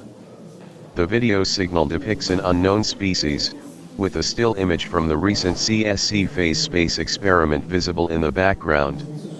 The audio, in simple prime, translates approximately as "don't do / use that / it again," presumably a reference to the experiment itself, or its reliance on the controversial dice furnace. While a full investigation is planned, a spokesperson for the council urged calm, speculating that it would likely turn out to be an attempt at intimidation by the extremist faction of Remember Venus or a similar group with an anti-tech agenda. The president of Remember Venus denied the allegation, but took the opportunity to remind the council of the dangers of causality engineering, saying God does not play dice with the universe. Apparently, neither should you. Exhibit number 111. A glimpse into the dizzying depths of the subterranean metropolis within the cave system adjacent to the Maglev station ruins. Kepler 62e, Kennerland Caves, date unknown. No sign of recent habitation and no activity, although the artificial lighting implies at least one working generator. Few indicators of age, aside from localized damage from flooding or rock slides. The ubiquitous building material is a tough resin compound, which has been used for both the substructure and enclosures. It is tempting to attribute this architecture to the builders of the recently catalogued ziggurats lining the new Gondwana coast, but the dimensions are too compact for our putative lizard friends. Could we be looking at evidence for a third indigenous species, perhaps even more sophisticated than the Thane? Exhibit number 112. In their first off-world project, investigation of the wreckage of an ancient spacecraft protruding from the permafrost on 1061D, Memorial Station has taken every precaution to avoid the fate of their predecessor. The dig site was placed under information quarantine, meaning that participation was limited to AI, not wetware, willing to host false memories to protect against data leaks. Retrieval consisted of deep scans only, rather than physical samples, and any subsequent artifact reconstruction at the station was limited to shadows on unnetworked devices rather than 4D printing. Depicted here is the shadow of the co-pilot's user interface. He, gender confirmed, is understandably disoriented by the reconstruction process and has not been very forthcoming, except to confirm that both he and the ship originate from 1061D, and that he believes the date to be 65,000 local cycles BT. Inquiries regarding background and mission are ongoing, and results will be posted as they become available. Exhibit number 113. Comparison of the skulls of two tool-using species recently discovered on New Gondwana on Kepler 62e. The top find was recovered from a coastal ziggurat and is believed to represent a typical male of the species Lacerta sapien rescendentia. Multiple pedicels reminiscent of those from Ceratopsia fossils may have supported antlers used for mating or defense. Tiny vent holes are evident on the reinforced anterior medial plate, which likely provided additional protection in face-to-face conflicts. The regularly perforated cranium offered distinct evolutionary advantages by combining the resilience of a geometrically stable lattice with less overall bone mass. The vulnerability of the gaps was probably mitigated by an overlay of tough collagenous plates that deteriorated long before the rest of the skull. The bottom find was recovered from one of the domiciles in the subterranean metropolis at the Kennerland Caves. This smaller mammal skull from a female Rotorus sapien rescendentia, features enormous bony orbits, consistent with superior stereoscopic vision, possibly dark adapted. The pronounced unnotched premaxilla, with long narrow nasals, was likely associated with a good sense of smell. Particularly unusual is the extended flange-shaped mandible, not unlike the gill arches in jawless fishes or the hyomandibular bone in jawed fishes. Since pronounced hyomandibula can act as sound amplifiers, excellent vision and smell were probably complemented by superior hearing. Taken as a whole, the skull suggests a quick, small, adaptable species, one that relies on perception and cognition to evade and outsmart predators. B1, Odyssey Wing, Cafeteria and Gift Shop opening soon. Thank you for visiting the Extrasolar Annex, Serenitatis Complex. Taurus Litrove Lunar Repository.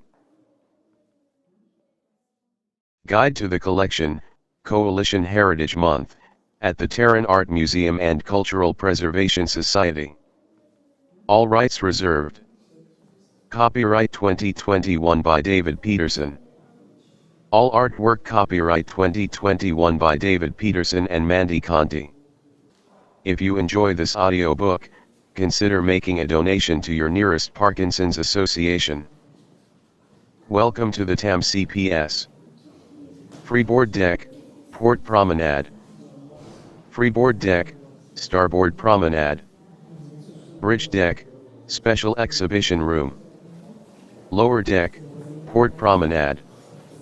Lower Deck, Starboard Promenade. Freeboard Deck, Port Promenade. Exhibit number 115.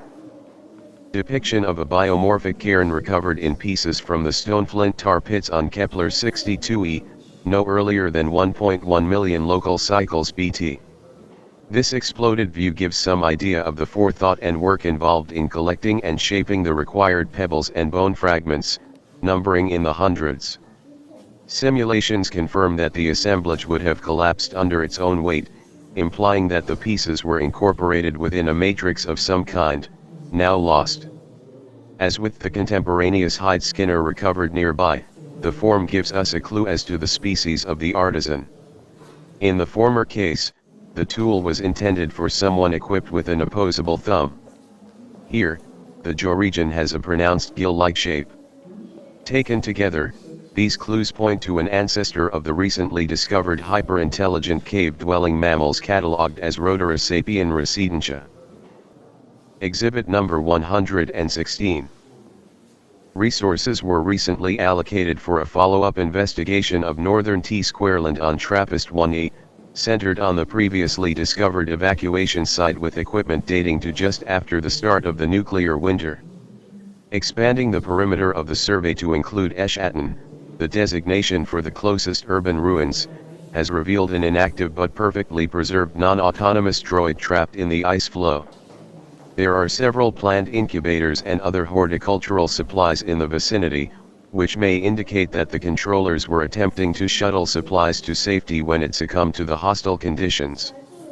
With any luck, a deep scan of the device will provide our best window yet into the conditions during the last days of this sophisticated culture.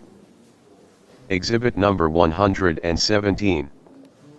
Depiction of a locket, with recreation of the central pearl, from Kepler 186f, Valley of the Bones, superficial layer, circa 350 local cycles BT. The Bone Valley monks were skilled apothecaries, and suffered many unwelcome intrusions from adventurers seeking their rumored life-extending potions. The most egregious trespassers were fitted with a locket such as this.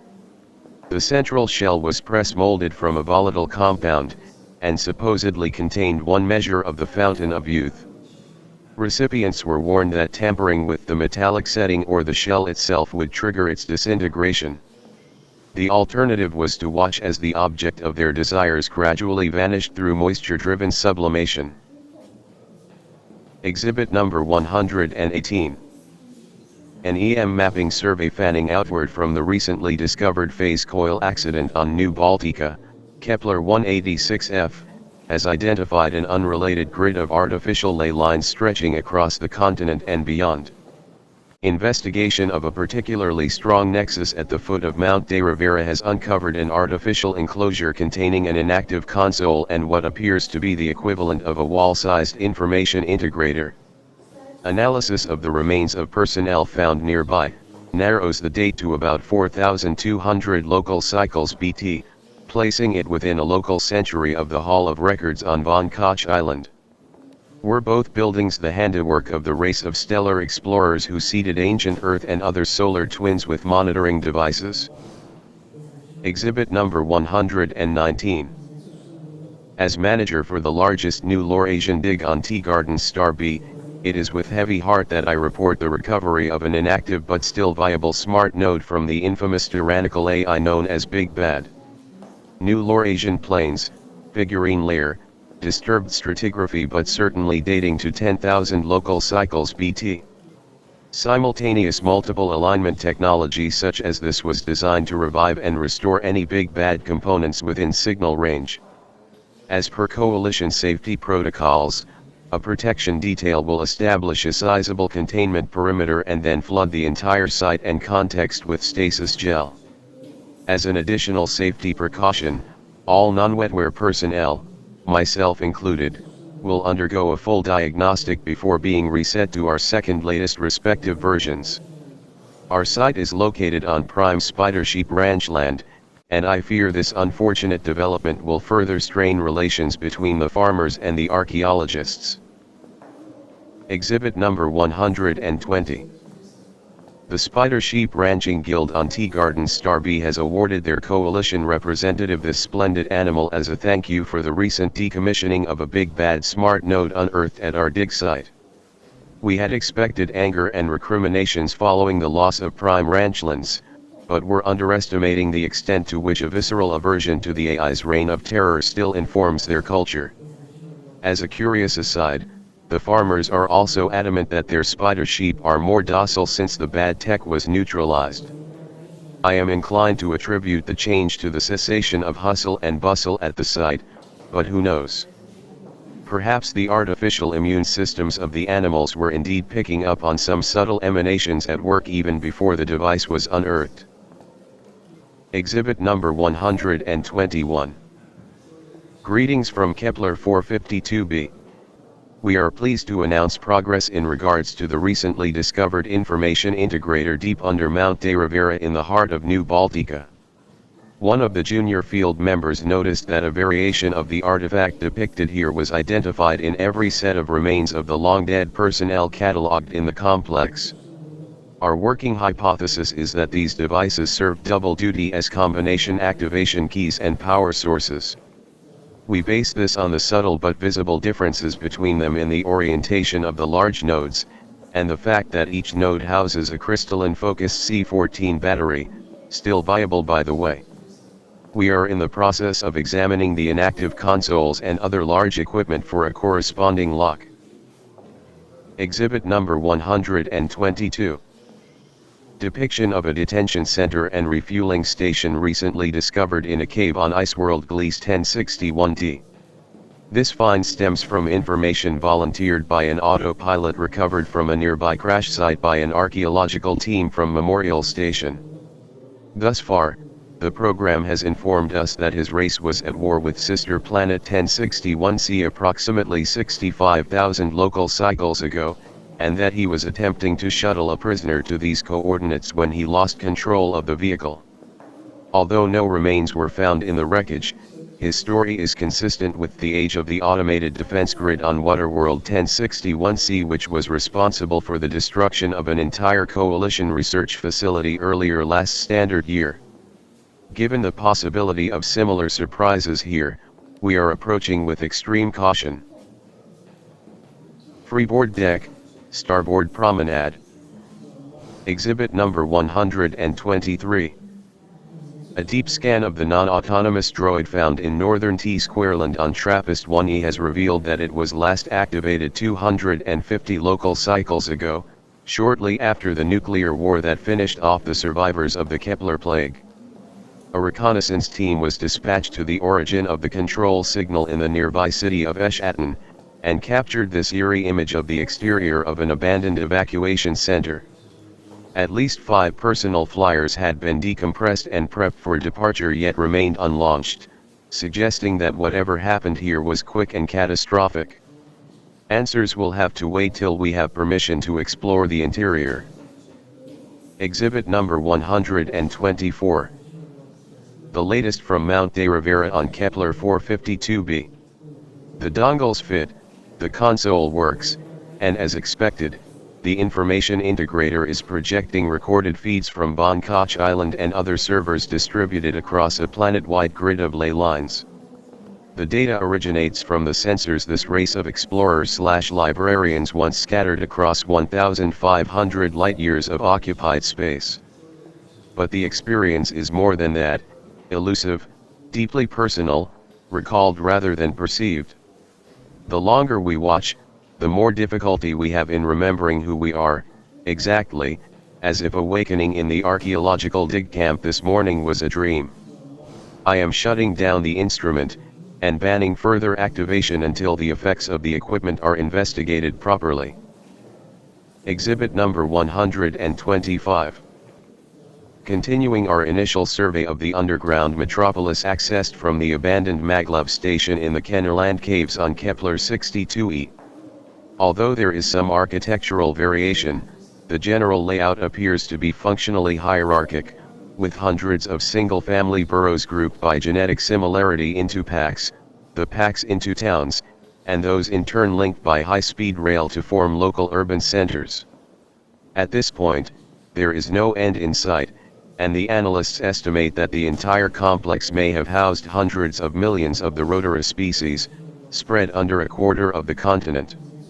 Bat analogs excluded, there are few signs of life, but the robust emergency lighting combined with the barks and yelps from regularly situated loudspeakers create the eerie sensation that somebody at least is still at home. Exhibit number 127. The Tau Ceti F Northern Hemisphere team has been given a rare opportunity to explore Oasis City in the heart of the Hamiltonian Desert. The territory falls under the jurisdiction of the hilltop survivalists, who consider the site sacred because it was largely passed over during the AI wars. Testing a possible geomagnetic explanation for this will be top of the list for completion during this brief window of access, as will be delineating the mechanism behind the levitation effect synonymous with the iconic front gate, pictured here. Exhibit number 128. All projects on Kepler 62e have been suspended temporarily following the announcement by the Thane ambassador that the 700 local cycle reign of their monarch will be ending shortly, as she has run out of genetic material for laying new eggs. Under high protocols, she will be dispatched in a public ceremony shortly after the hatching of her successor. Great strides have been made in improving the quality of life for Thane workers over the last local century, beginning with the dissolution of the hive mind and the introduction of trade unions in the aftermath of the 5-millisecond war. Yet the arcane monastic system remains deeply entrenched, and must be respected by all visitors, ourselves included. It is hoped that the new queen will follow in the limprints of her predecessor in granting full planetary access for research purposes. Exhibit number 129. The co-pilot I rescued from the wreckage of a crash site on Gliese 1061d was willing to supply the entry codes to the ancient detention center at the destination coordinates. It was decided to take the risk of sending in a disposable clone of one of the AI team members for a first-hand investigation. A sentience scan revealed one remaining signal, which was identified with the intelligent exoskeleton of a long-dead crustacean prisoner no doubt captured on Waterworld 1061c. We are awaiting instructions from Memorial Station as to how to proceed. Exhibit number 130. Reviewing the records at the Emergency Evacuation Center on TRAPPIST-1E has helped us to understand the final days of this impressive civilization. Though decimated by the Kepler plague, the remaining 10% of the population soldiered on, ultimately managing to engineer, without precedent or external help, their own version of the standard autophagic cure. technicians and scientists in urban centers across the southern hemisphere loaded the solution into capsules like those depicted here for planet-wide delivery and dispersal in the upper stratosphere. Unfortunately, their plans were misinterpreted as aggressive by parties in the northern hemisphere, who viewed news of imminent launch as a threat, and fired first. The spark of hope was extinguished in nuclear winter. Bridge deck, special exhibition room. The Armida incident plus lunar-inspired artwork from the permanent collection. Exhibit number 131. The Oversight Committee for Special Projects has released its report regarding the threatening transmission received following the Coalition Science Council's second use of the controversial DICE furnace. The committee notes that the source of the signal remains unknown, no clear danger has been identified, and the possibility of a hoax by anti-science advocates cannot be discounted. It has therefore advised that the project be restarted, with an abundance of caution. DICE, which stands for Deeply Interdimensional Causality Engineering, is a means of manipulating the fabric of reality to select for a desired outcome, such as the fortuitous appearance of a probe at distant space-time coordinates. While this cutting-edge approach offers tremendous advantages such as circumventing the need for space travel over extreme distances, detractors note that rewriting history could have unpredictable and potentially catastrophic effects. The Science Council wasted no time in announcing the start of a third DICE-related project, the investigation of an artificial solar system nearly 5,000 light-years from the Sun. Depicted is an artist's rendering of one of the intriguing planets on its encounter with the revolutionary DICE probe. The president of Remember Venus, the Council's loudest detractor, could not be reached for comment. Exhibit number 132.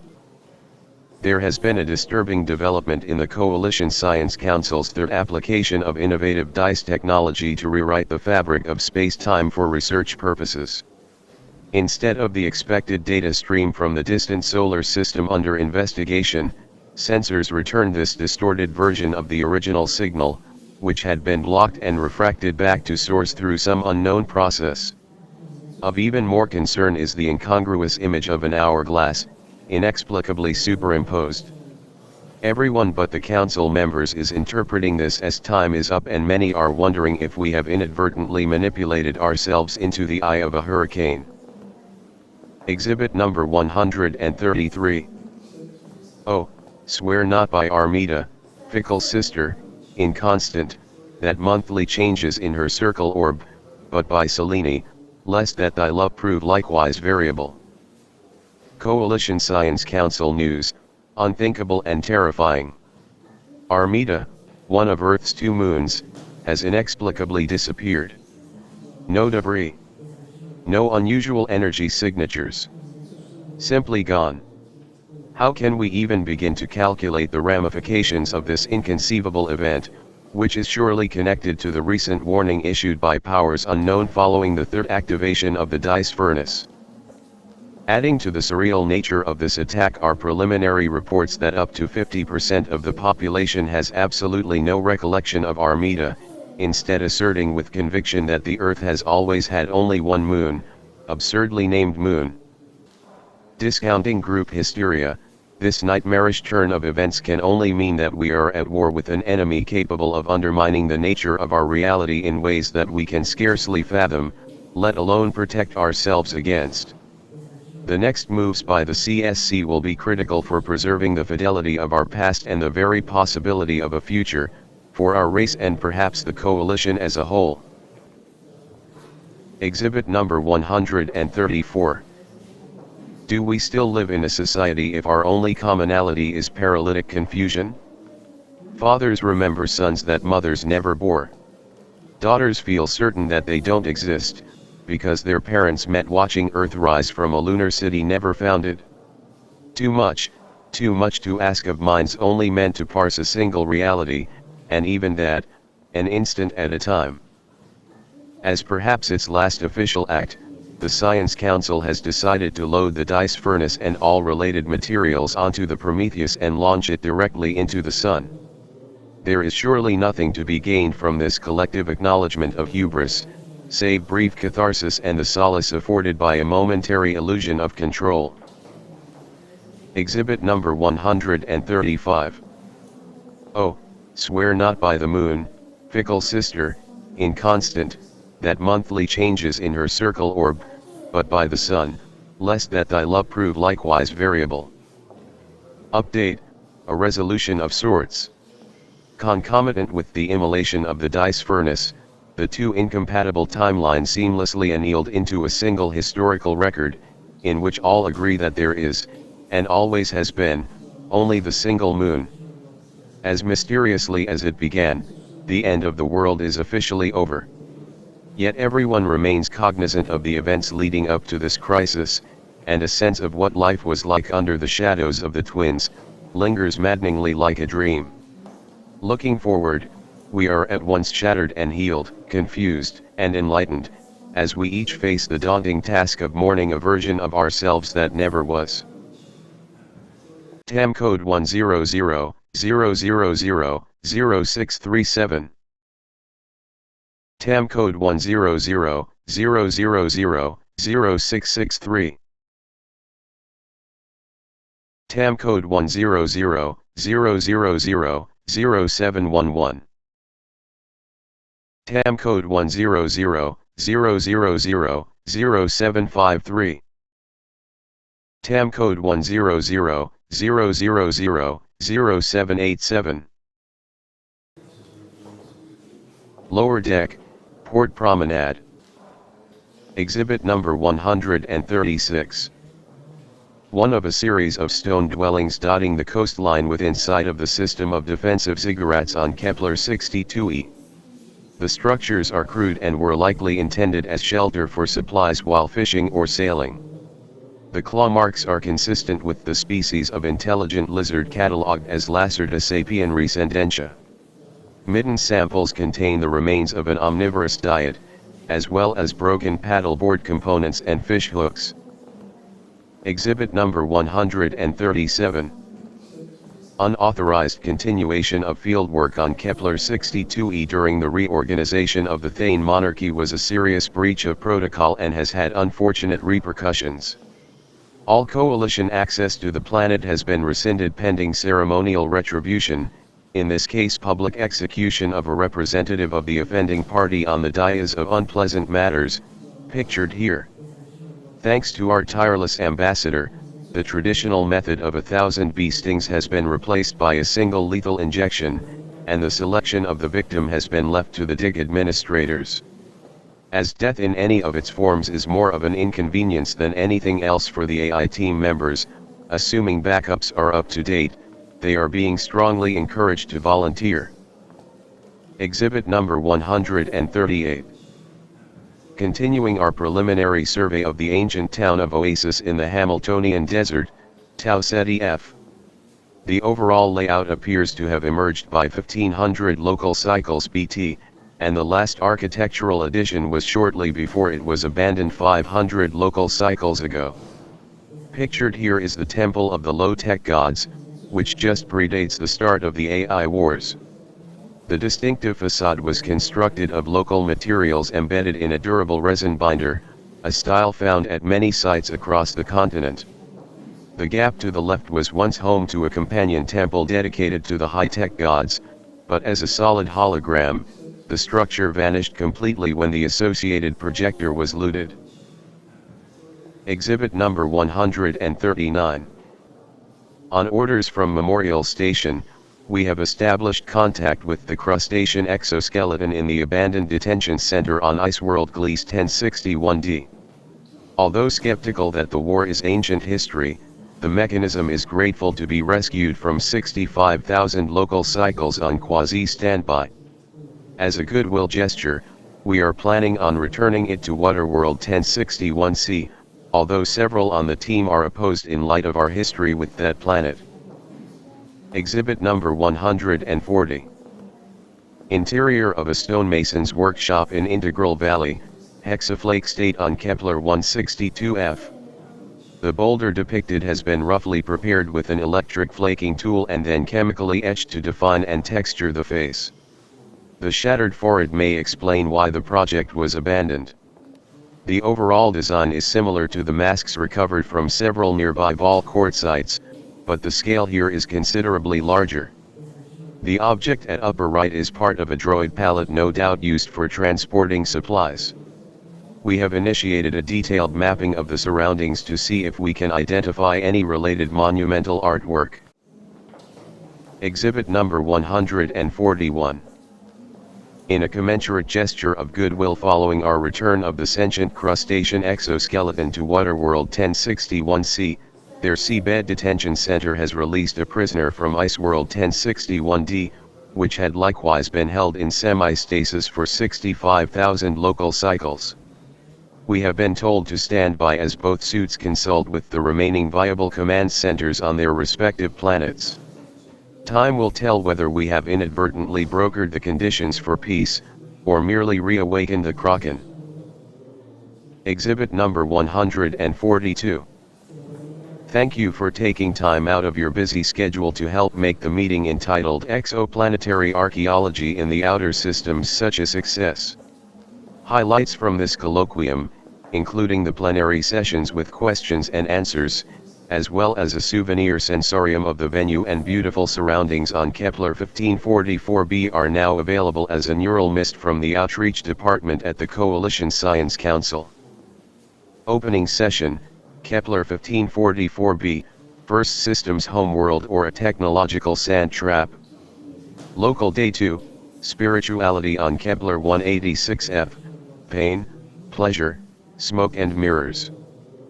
LD3, No, they're not talking animals, Terracentric Bias and the Reality of Life on Kepler 62e. LD4, the Kepler 452f Sensor Grid, A Case of Killing with Kindness. Exhibit number 143. Reporting from Oasis City in the heart of the Hamiltonian Desert on Tau Ceti F. One of the reconnaissance party, who also happens to have a background in improbability theory, noticed a telltale flickering of the south gate. Further analysis revealed that entire structure is in reality one eigenstate of a device known as a probability amplitude capacitor, PAC.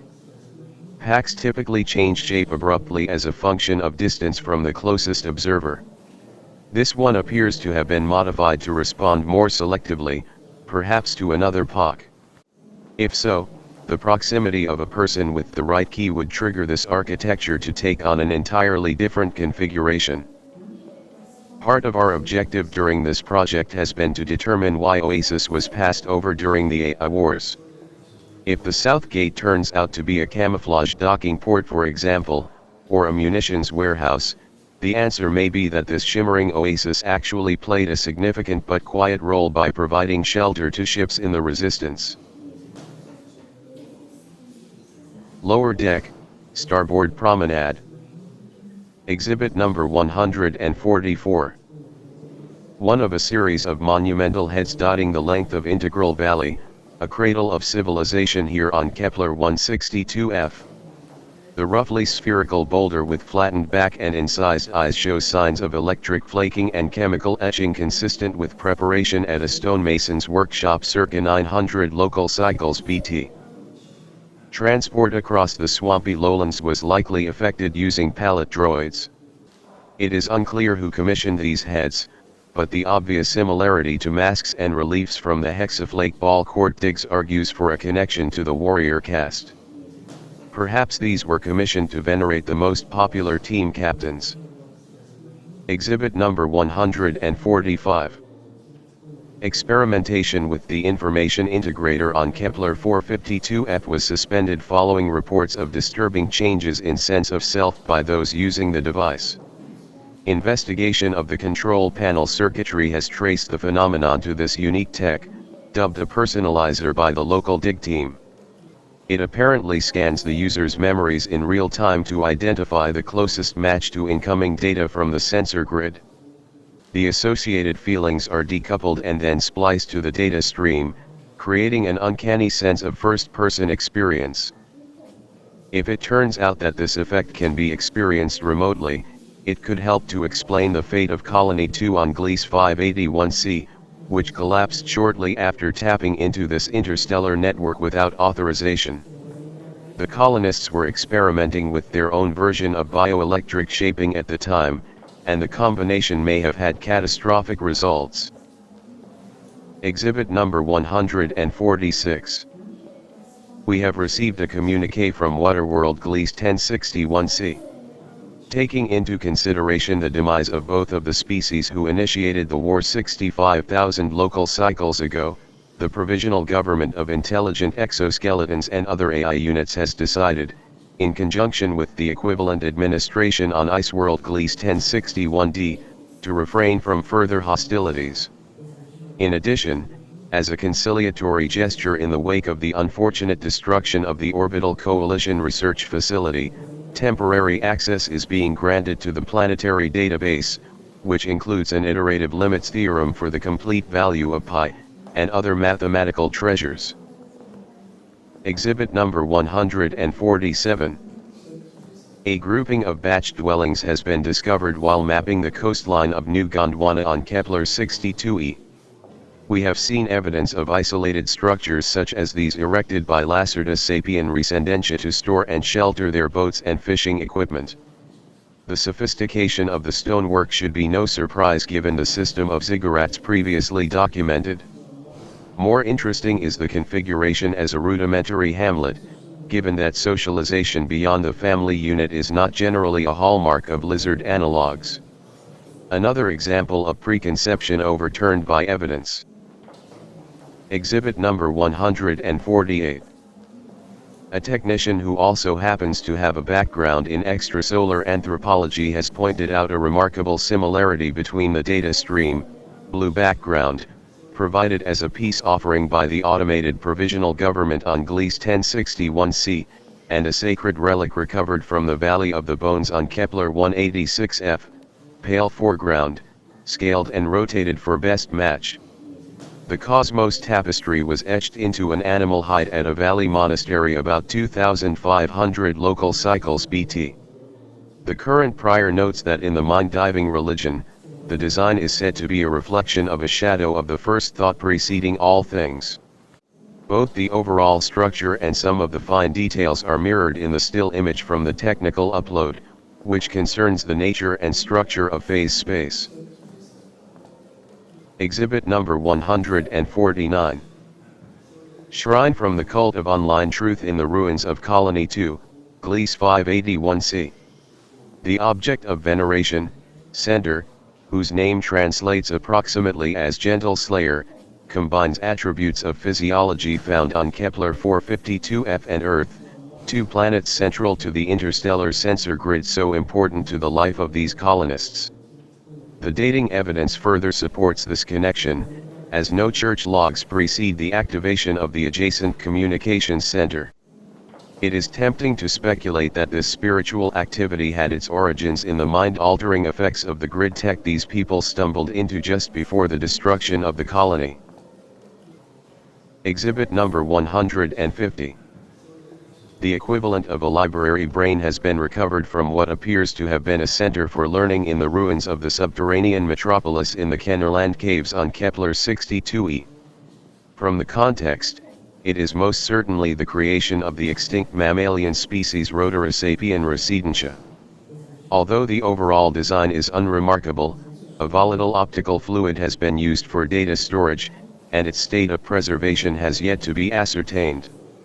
If we are fortunate, the brain may help to explain what led to the demise of such a technologically advanced civilization. Exhibit number 151. News from TRAPPIST-1D. The metallurgic warlords have finally allowed access to sites of historical interest on the southern salt flats in exchange for periodic drops of medical supplies and replacement tools. The enigmatic facade depicted here is typical of the monumental ruins lining Asymptotic Beach. The preliminary estimate of 2,100 local cycles BT is familiar from the Hausdorff excavations to the north, but the architecture has little else in common. Informally, there is speculation about off-world, Terran and Cetan, influences, however unlikely. Exhibit number 152. Exoplanetary Archaeology Series, continuing our sweep of the interior of Complex Number 1 on Asymptotic Beach, TRAPPIST-1D. Depicted is the interior of a turret on the side opposite the facade, adjacent to the gorge of moderate peril. The architectural components are in good shape, but coverings and furnishings have been completely robbed out for their metal content. Interestingly, a pyramidal object has been left untouched by the marauders.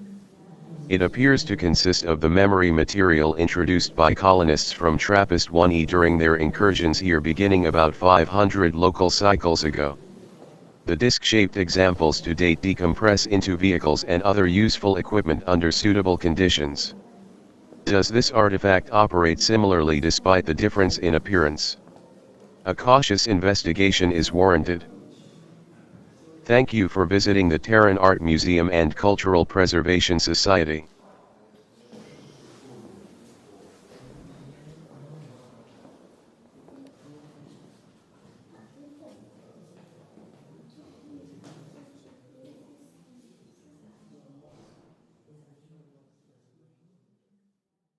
Postcards from a Neo-Romantics Extrasolar Grand Tour. With selections from the writings of Lord Byron. All rights reserved. Copyright 2021 by David Peterson. All artwork copyright 2021 by David Peterson and Mandy Conti. If you enjoy this audiobook, please donate to your local Parkinson's Association. System stopovers. Sol. Tau Ceti, 12 light years. Gliese 1061, 12 light years.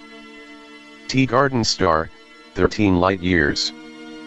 Gliese 581, 20 light years.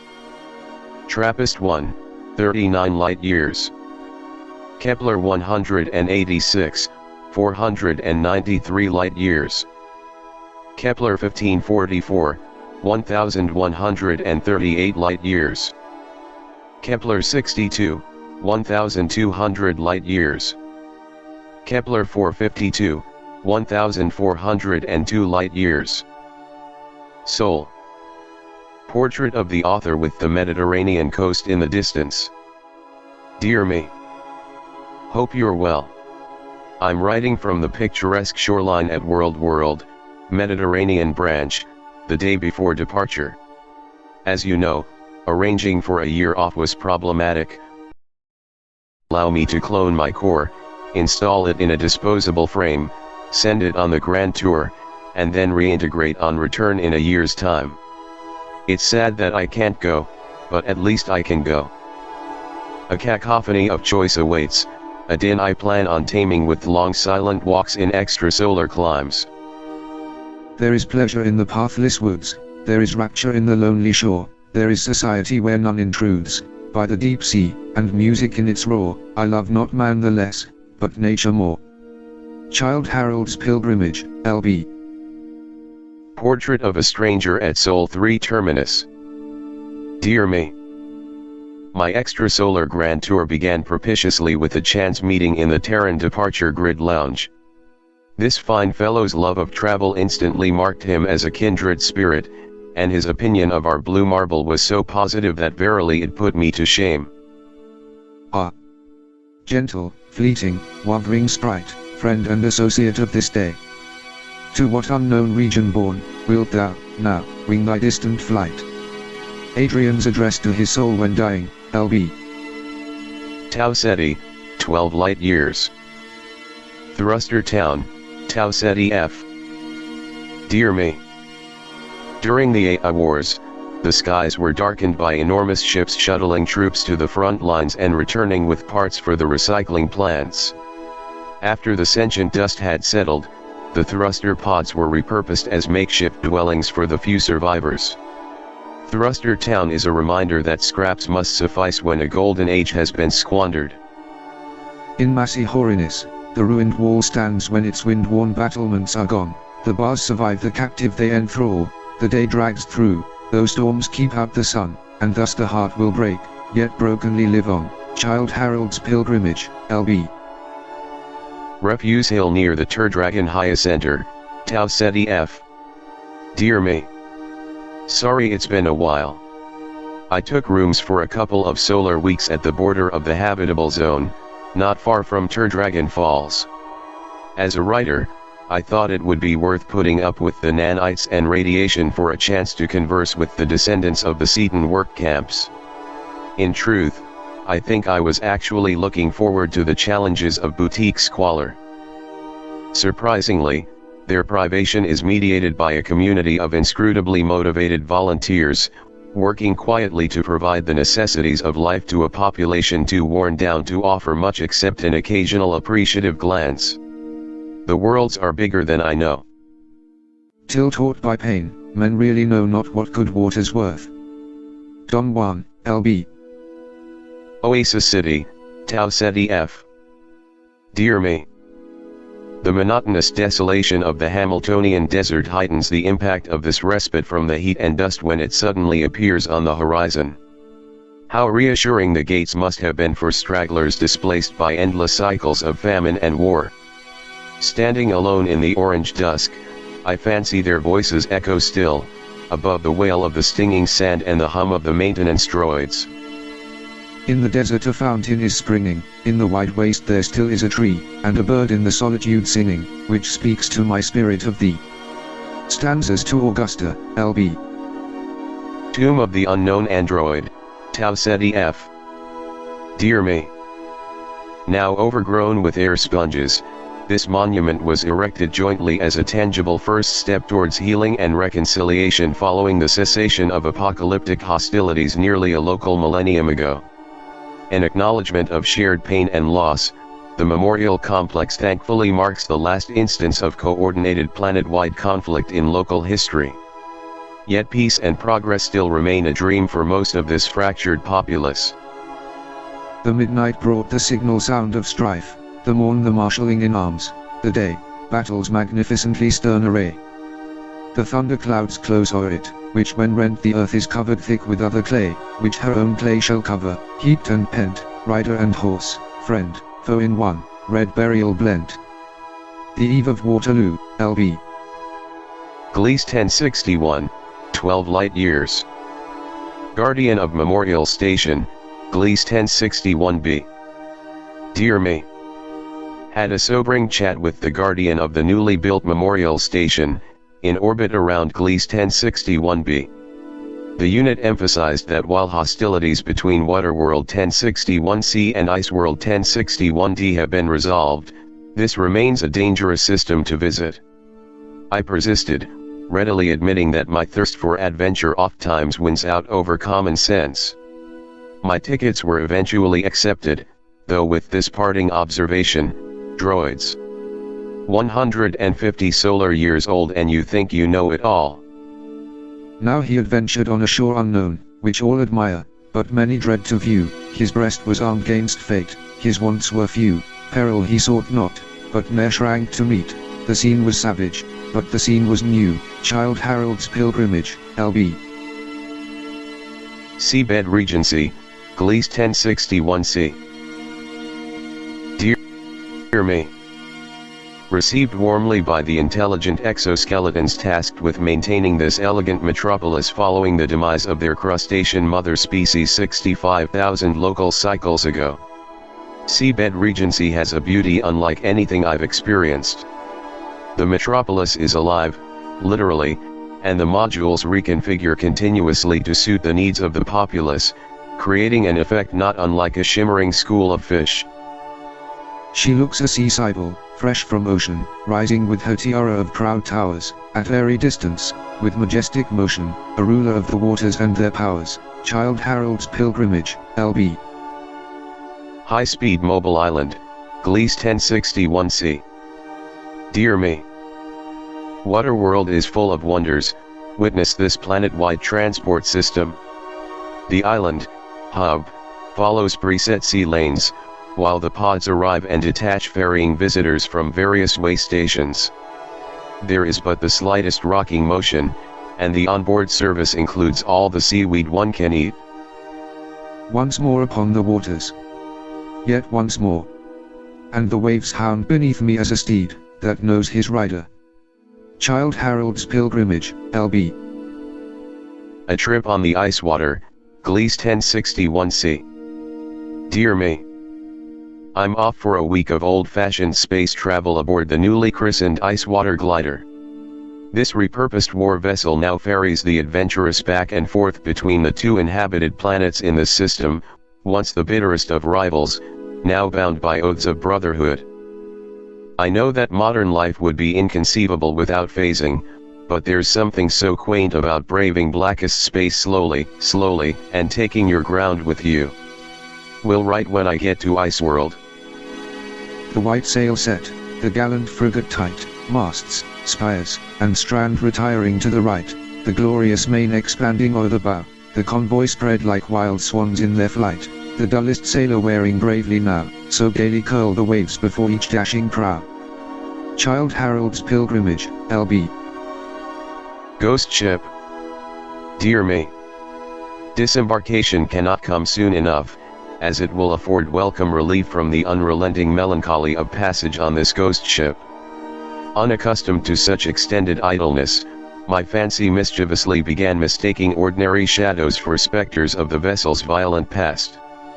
The oddly shaped architecture in the mess hall was a particularly potent stimulus in this regard, and had even my fellow travelers spinning morbid tales of coffins and eviscerated prisoners of war.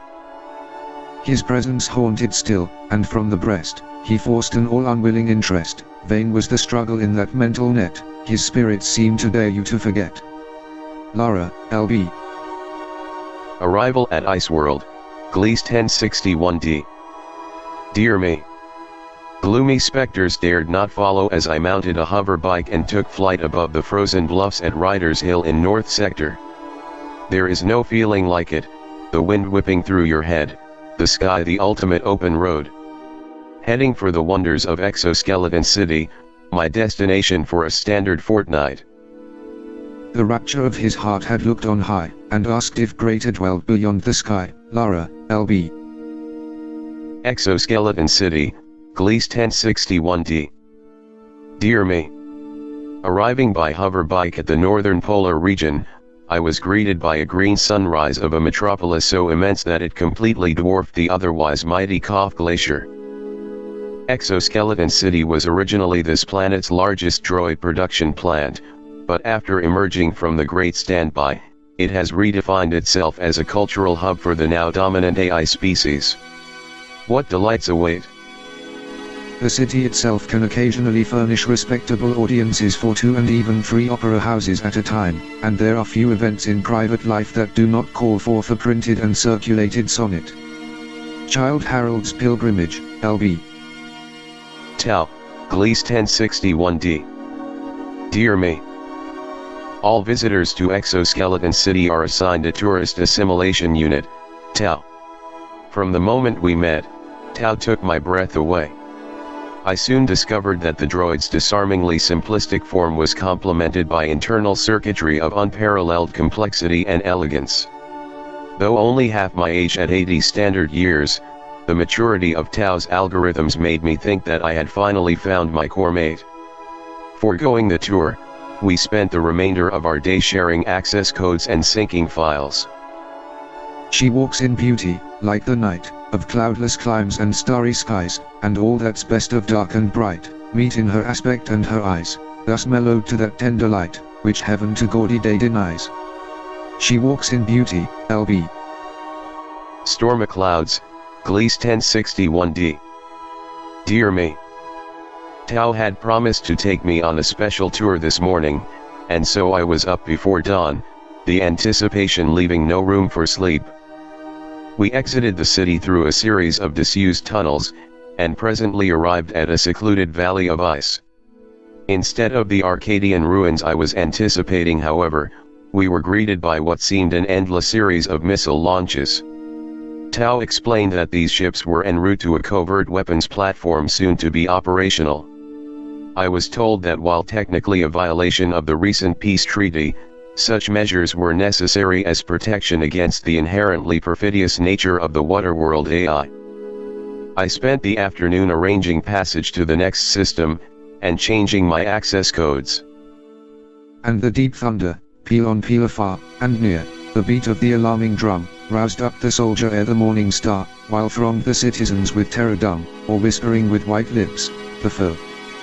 They come. They come. The eve of Waterloo, L.B. Tea Garden Star, 13 light years. New Crete, Tea Garden Star B. Dear me.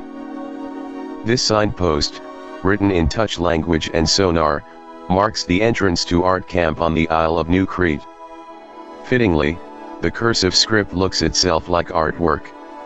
Gardeners have a long tradition of turning kitchenware, clothing, and other prosaic domesticities into folksy artistic marvels. From here, I plan to visit a spider sheep ranch and then the container museum at Knossos. The stars are forth, the moon above the tops of the snow-shining mountains. Beautiful. I linger yet with nature, for the night hath been to me a more familiar face than that of man, and in her starry shade of dim and solitary loveliness, I learned the language of another world. Manfred, L.B. Spider Sheep Ranch, Tea Garden Star B. Dear me. Fierce in demeanor yet the most docile of creatures, these gentle giants are the backbone of the silk industry. Ranching is a family business, and long-lived herds are passed down through several generations. Oh, how I envy the rancher's simple life, dance sweetly to nature's rhythmic song. There's music in the sighing of a reed, there's music in the gushing of a rill, there's music in all things. If men had ears, their earth is but an echo of the spheres. Don Juan, L.B. Antique Silk Loom, Tea Garden Star B. Dear me. The worlds would lack their formal attire were it not for sinister-looking contraptions such as this. The hanks of silk that arrive from the farms first need to be transferred to the pronged spools.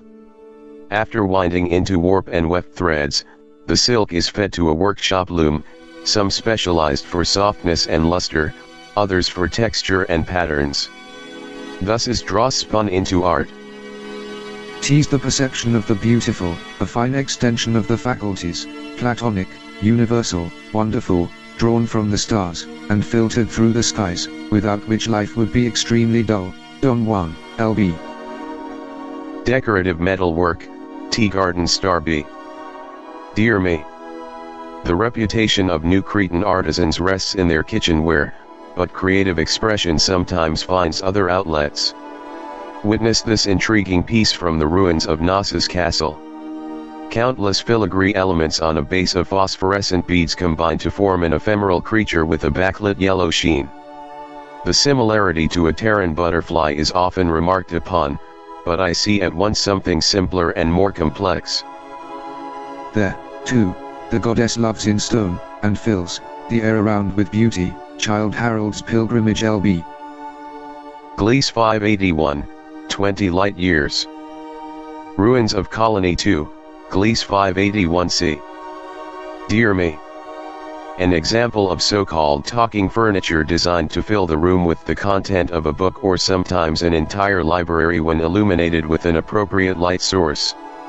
I feel a special affinity for this piece because it is encoded with poetry reminiscent of both the Tao Te Ching and the I Ching, two works I've returned to again and again throughout my assembled life. Who sat here, I wonder, watching words dance and flicker and disappear with the setting sun? But words are things, and a small drop of ink, falling, like dew, upon a thought produces, that which makes thousands, perhaps millions think. Don Juan, L.B. Communications Record, Ruins of Colony 2, Gliese 581c. Dear me. The people at Colony 2 were natural communicators, and having pioneered a unique approach to electronically mediated interstellar telepathy, set about contacting any number of races, some far beyond present-day coalition boundaries. Their equipment is dust and the records largely demagnetized, but what images do remain hint at worlds and species that can scarcely be imagined. What should I have known or written had I been a quiet, mercantile politician or a lord-in-waiting? A man must travel, and turmoil, or there is no existence. Letter to Moore, L.B. Entrance to Colony 1, Gliese 581c. Dear me. Is this wise? I ask myself as I queued for permission to visit one of the most isolationist cultures in the coalition.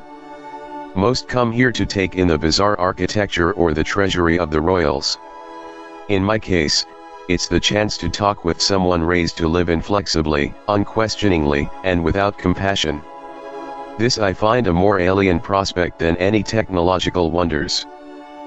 Most men are slaves, none more so than the great, to their own whims and passions, and what not, society itself, which should create kindness, destroys what little we had got. To feel for none is the true social art of the world's Stoics, men without a heart. Don Juan, L.B. Punishment Cave, Colony 1, Gliese 581c. Dear me.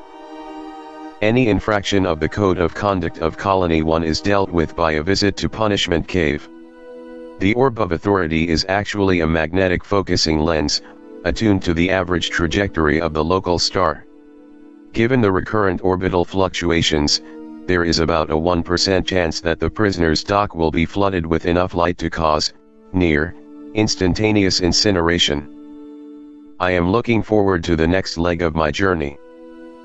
As the sword is the worst argument that can be used, so should it be the last, addressed to the House of Lords in defense of the Luddites, L.B. Trappist 1, 39 light years. Oily Sea, Trappist 1d. Dear me. Witness one of the must-see natural wonders of this world. Tiny creatures floating near the water's surface turn sunlight into ever-shifting kaleidoscopes of color that bob and drift before thinning and dispersing after dark. To impress the tourists, locals sometimes ignite the slick at dusk, creating a brief but explosive light show. The flames do no harm, I am told, and the ash supposedly enriches the seabed. The stream is clear high up the valley, but before it reaches the hill of Bardala looks green and yellow like a sulfur rivulet. Childe Harold's Pilgrimage, L.B. Ruins of Three City, Asymptotic Beach, Trappist 1d. Dear me. Having weathered unspeakable tyranny under the reign of Big Bad, Three City came to believe the hyperbole of its champions, even boasting famously that its walls would last another standard millennium. Yet it was destined to buckle under the strain of repeated incursions not long after, before finally succumbing to that great leveler, the Kepler Plague. The mouldering marble lasts its day, yet falls at length an useless fame, to ruin's ruthless fangs of prey, the wrecks of pillared pride remain. Answer to a beautiful poem written by Montgomery, L.B. Colonial Rule, Trappist 1d. Dear me. 500 local years ago, this lovely planet was suddenly overrun with convoys of colonists arriving from neighboring Trappist 1a. The local resistance was no match for their advanced technology, an example of which is shown here. Although primitive by our standards, indigenous integrators such as this one, excelled at their task of quashing dissent through indoctrination and enforcement of colonial rule. They have long since been reprogrammed as storytellers, and now spend their days recounting for tourists and locals alike the difficult road to independence. For freedom's battle once begun, bequeathed by bleeding sire to son, though baffled oft is ever won. Fallen Greece, L.B. Tree of Life, Trappist 1d. Dear me. The pearl from this aptly named plant contains a compound that when prepared properly offers some relief from the Kepler Plague. By combining a knowledge of such folk remedies with advanced distillation equipment, the mixed populace of locals and colonists were together able to weather the storm that toppled their more sophisticated planetary neighbors. These men saved my life by frightening away my physician, whose throat they threatened to cut if I was not cured within a given time. To this consolatory assurance of posthumous retribution, and a resolute refusal of Dr. Romanelli's prescriptions, I attributed my recovery. John Galt's The Life of Lord Byron, L.B. Path of Destruction, Trappist 1a. Dear me. I've joined a tour of the neighboring planet, the inhabitants of which annihilated themselves in a nuclear winter a few local centuries ago. I consider myself fortunate, as the borders have just opened, and wetware visitors are prohibited because of background radiation. The group leader, pictured here, is an intimidating hologram who calls himself the Angel of Death. I'm looking forward to hearing what he has to say about these doomed people and their tragic fate. The flash of wit, the bright intelligence, the beam of song, the blaze of eloquence, set with their sun but still have left behind, the enduring produce of immortal mind, on the death of Richard Brinsley Sheridan, L.B. Temple of the Fearsome Self, Trappist 1a. Dear me. Pictured is the central altar for the state religion of the Northern Territories. The people who lived here considered themselves to be gods, and expected veneration from other regions, which apparently fueled ongoing tensions with the South. What machinations populate the mind of someone who identifies with a cruel and menacing statue such as this, I wonder? I, in spirit, although a child of greatness, he is one who would become a throne, or overthrow one, Marino Faliero, Doge of Venice, L.B. The candle extinguished, Trappist 1a. Dear me. The population had no immunity whatsoever to the Kepler plague, which soon took them to the brink of extinction. Scientists in the South developed a stopgap aerosol, which they loaded into delivery systems such as this.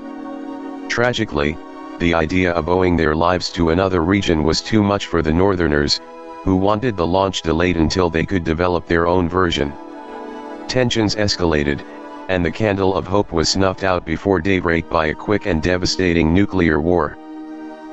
The great error of Napoleon, if we have writ our annals true, was a continued obtrusion on mankind of his want of all community of feeling for or with them, perhaps more offensive to human vanity than the active cruelty of more trembling and suspicious tyranny. Childe Harold's Pilgrimage, L.B. The Slow Goodbye, Trappist 1a. Dear me. My fellow travelers and I spent the last standard week of this tour living together in an underground bunker just as the last survivors of the war had done. Knowing that supplies couldn't last, they sent a distress signal to distant rural worker drones, and then hoped for the best. The signal was received at multiple sites, but none within actionable range. The last of this race perished while hoping for a miracle that never arrived. I cannot express how I felt when I watched the oxygen count run out. How do thy branches, moaning to the blast, invite the bosom to recall the past, and seem to whisper, as they gently swell, take, while thou canst, a lingering last farewell. Lines written beneath an elm in the churchyard of Harrow, L.B. Kepler 186, 493 light-years. Delphi 2.0, Valley of the Bones, Kepler 186f. Dear me. Visitors bring their burdens to the oracle, and are inevitably rewarded with a glimpse of the way to lighten them. Locals tell me the statue is merely unremarkable stone, but the incense and strobe lights combine to distract the conscious mind, allowing one's true heart to shine through. Yet still there whispers the small voice within, heard through Gain's silence, and all glory's din, whatever creed be taught, or land be trod, man's conscience is the oracle of God. The Island, L.B. Ziggurats and ball courts, Hexaflake State, Kepler 186f. Dear me. Clearly a people with refined sensibilities, and adept at reconciling crisp geometry with the stochastic chaos of the living jungle. Balanced against this we have their devilish animus, which took great delight in the bloodthirsty excesses of the ball court games. I am so changeable, being everything by turns and nothing long, such a strange melange of good and evil, that it would be difficult to describe me. A Journal of Conversations with L.B. by Marguerite Countess of Blessington WVZ. Twin lines of monumental heads, Integral Valley, Kepler 186f. Dear me. Are these the cold remains of a race of giants? Were they fashioned to mirror the faces of the artisans? Or do they perhaps reflect the aspirations of a diminutive race, feeble artists seeking to negate their limitations through creative hyperbole? Near this spot are deposited the remains of one who possessed beauty without vanity, strength without insolence, courage without ferocity, and all the virtues of man, without his vices. Epitaph for a dog, L.B. Brief music, Kepler 186f. Dear me.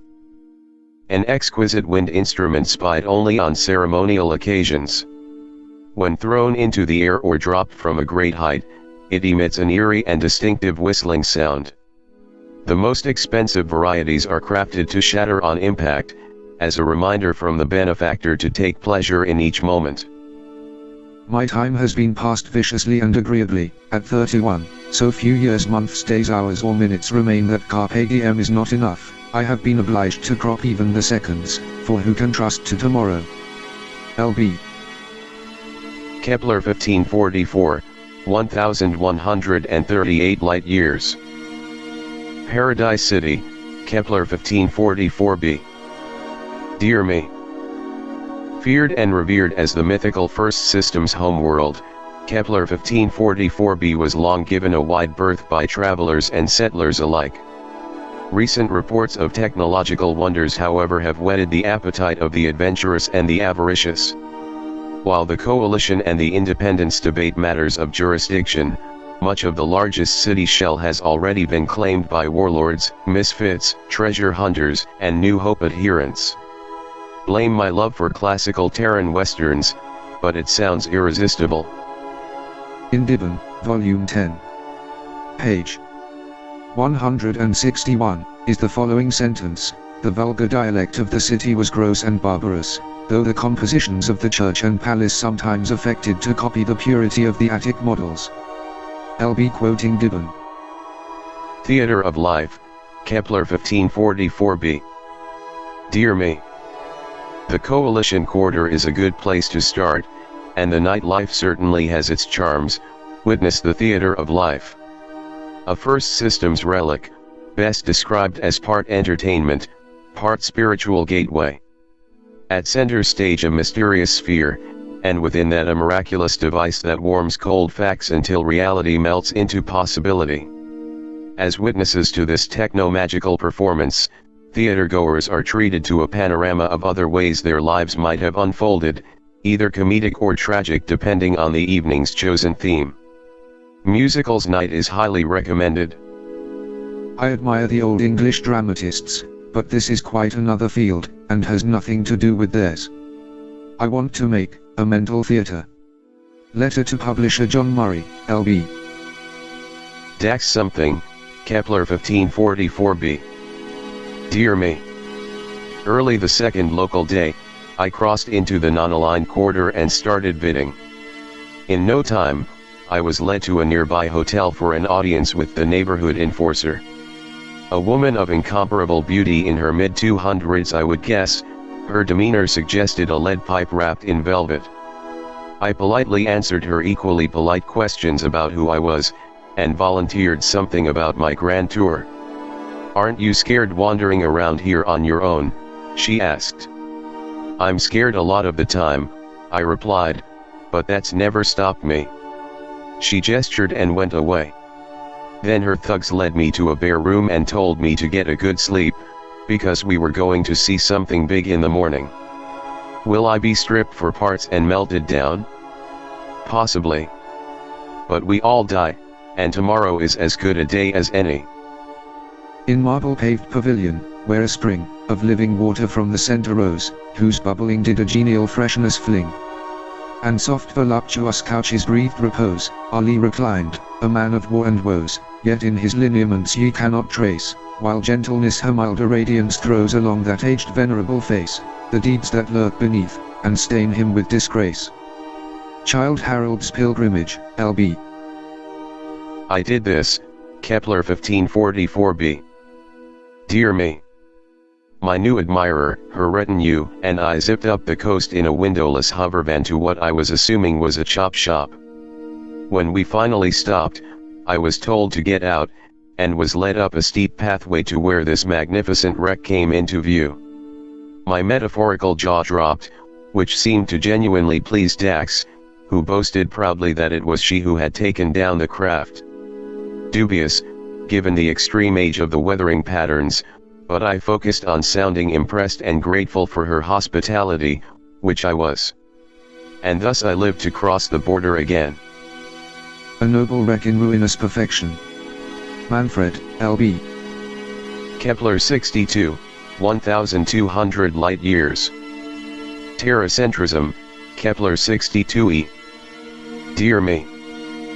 Using the term bees, for the hyper-intelligent species on this planet is considered the worst kind of terracentrism, but if their queen has no problem with it, I don't see why I should. Pictured is the imposing facade of Hive 0001 of the Thane Regency.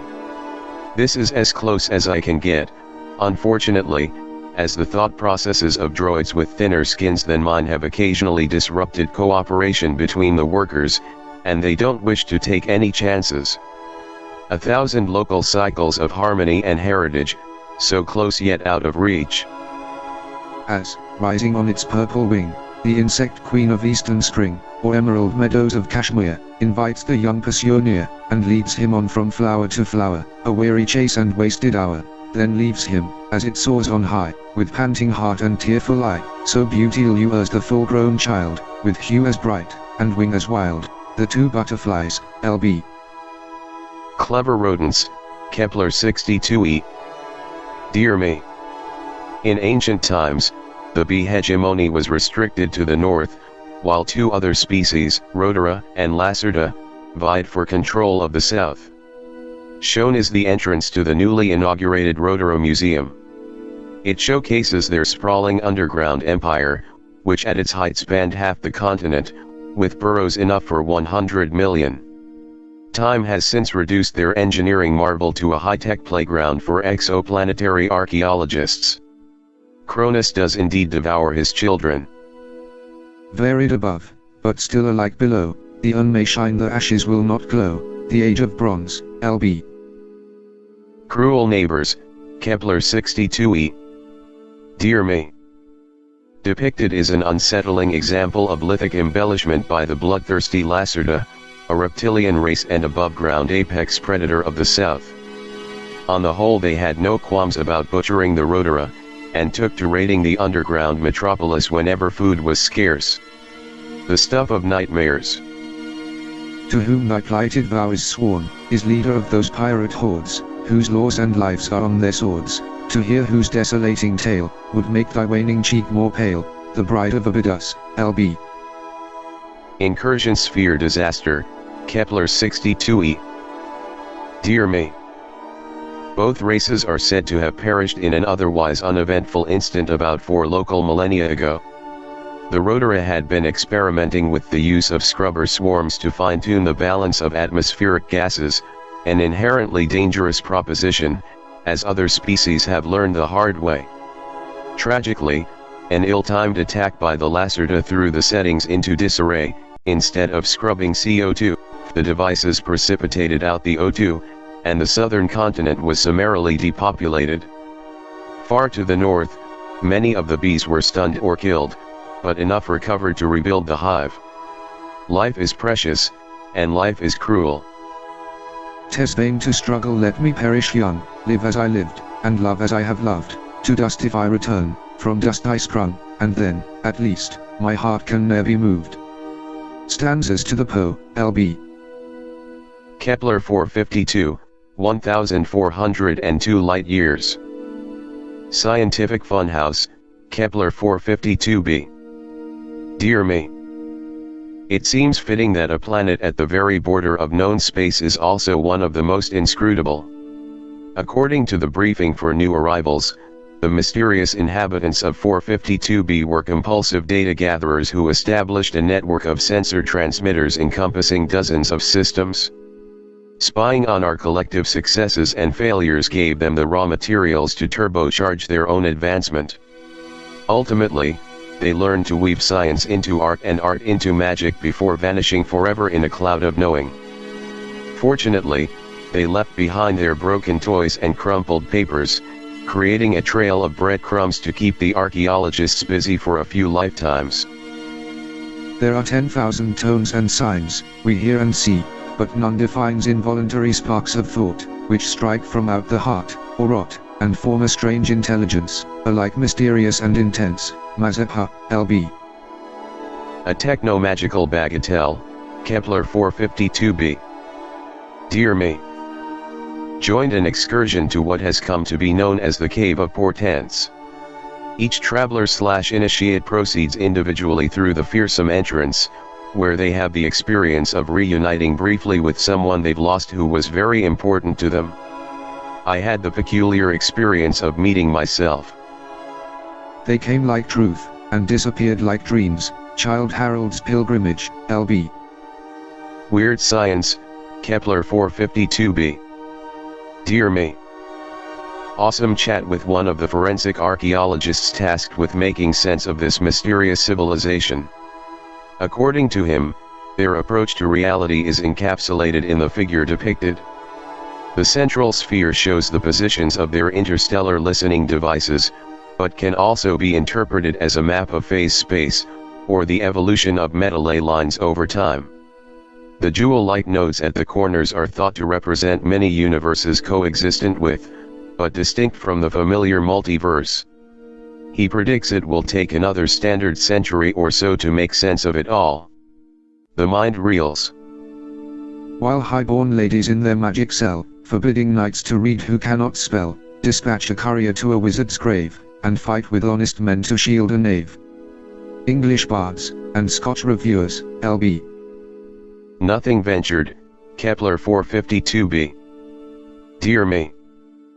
On a whim, I answered a call for volunteers put out by the President of the Science Council, depicted, with the result that I have secured a seat on the maiden voyage of the Beacon of Hope.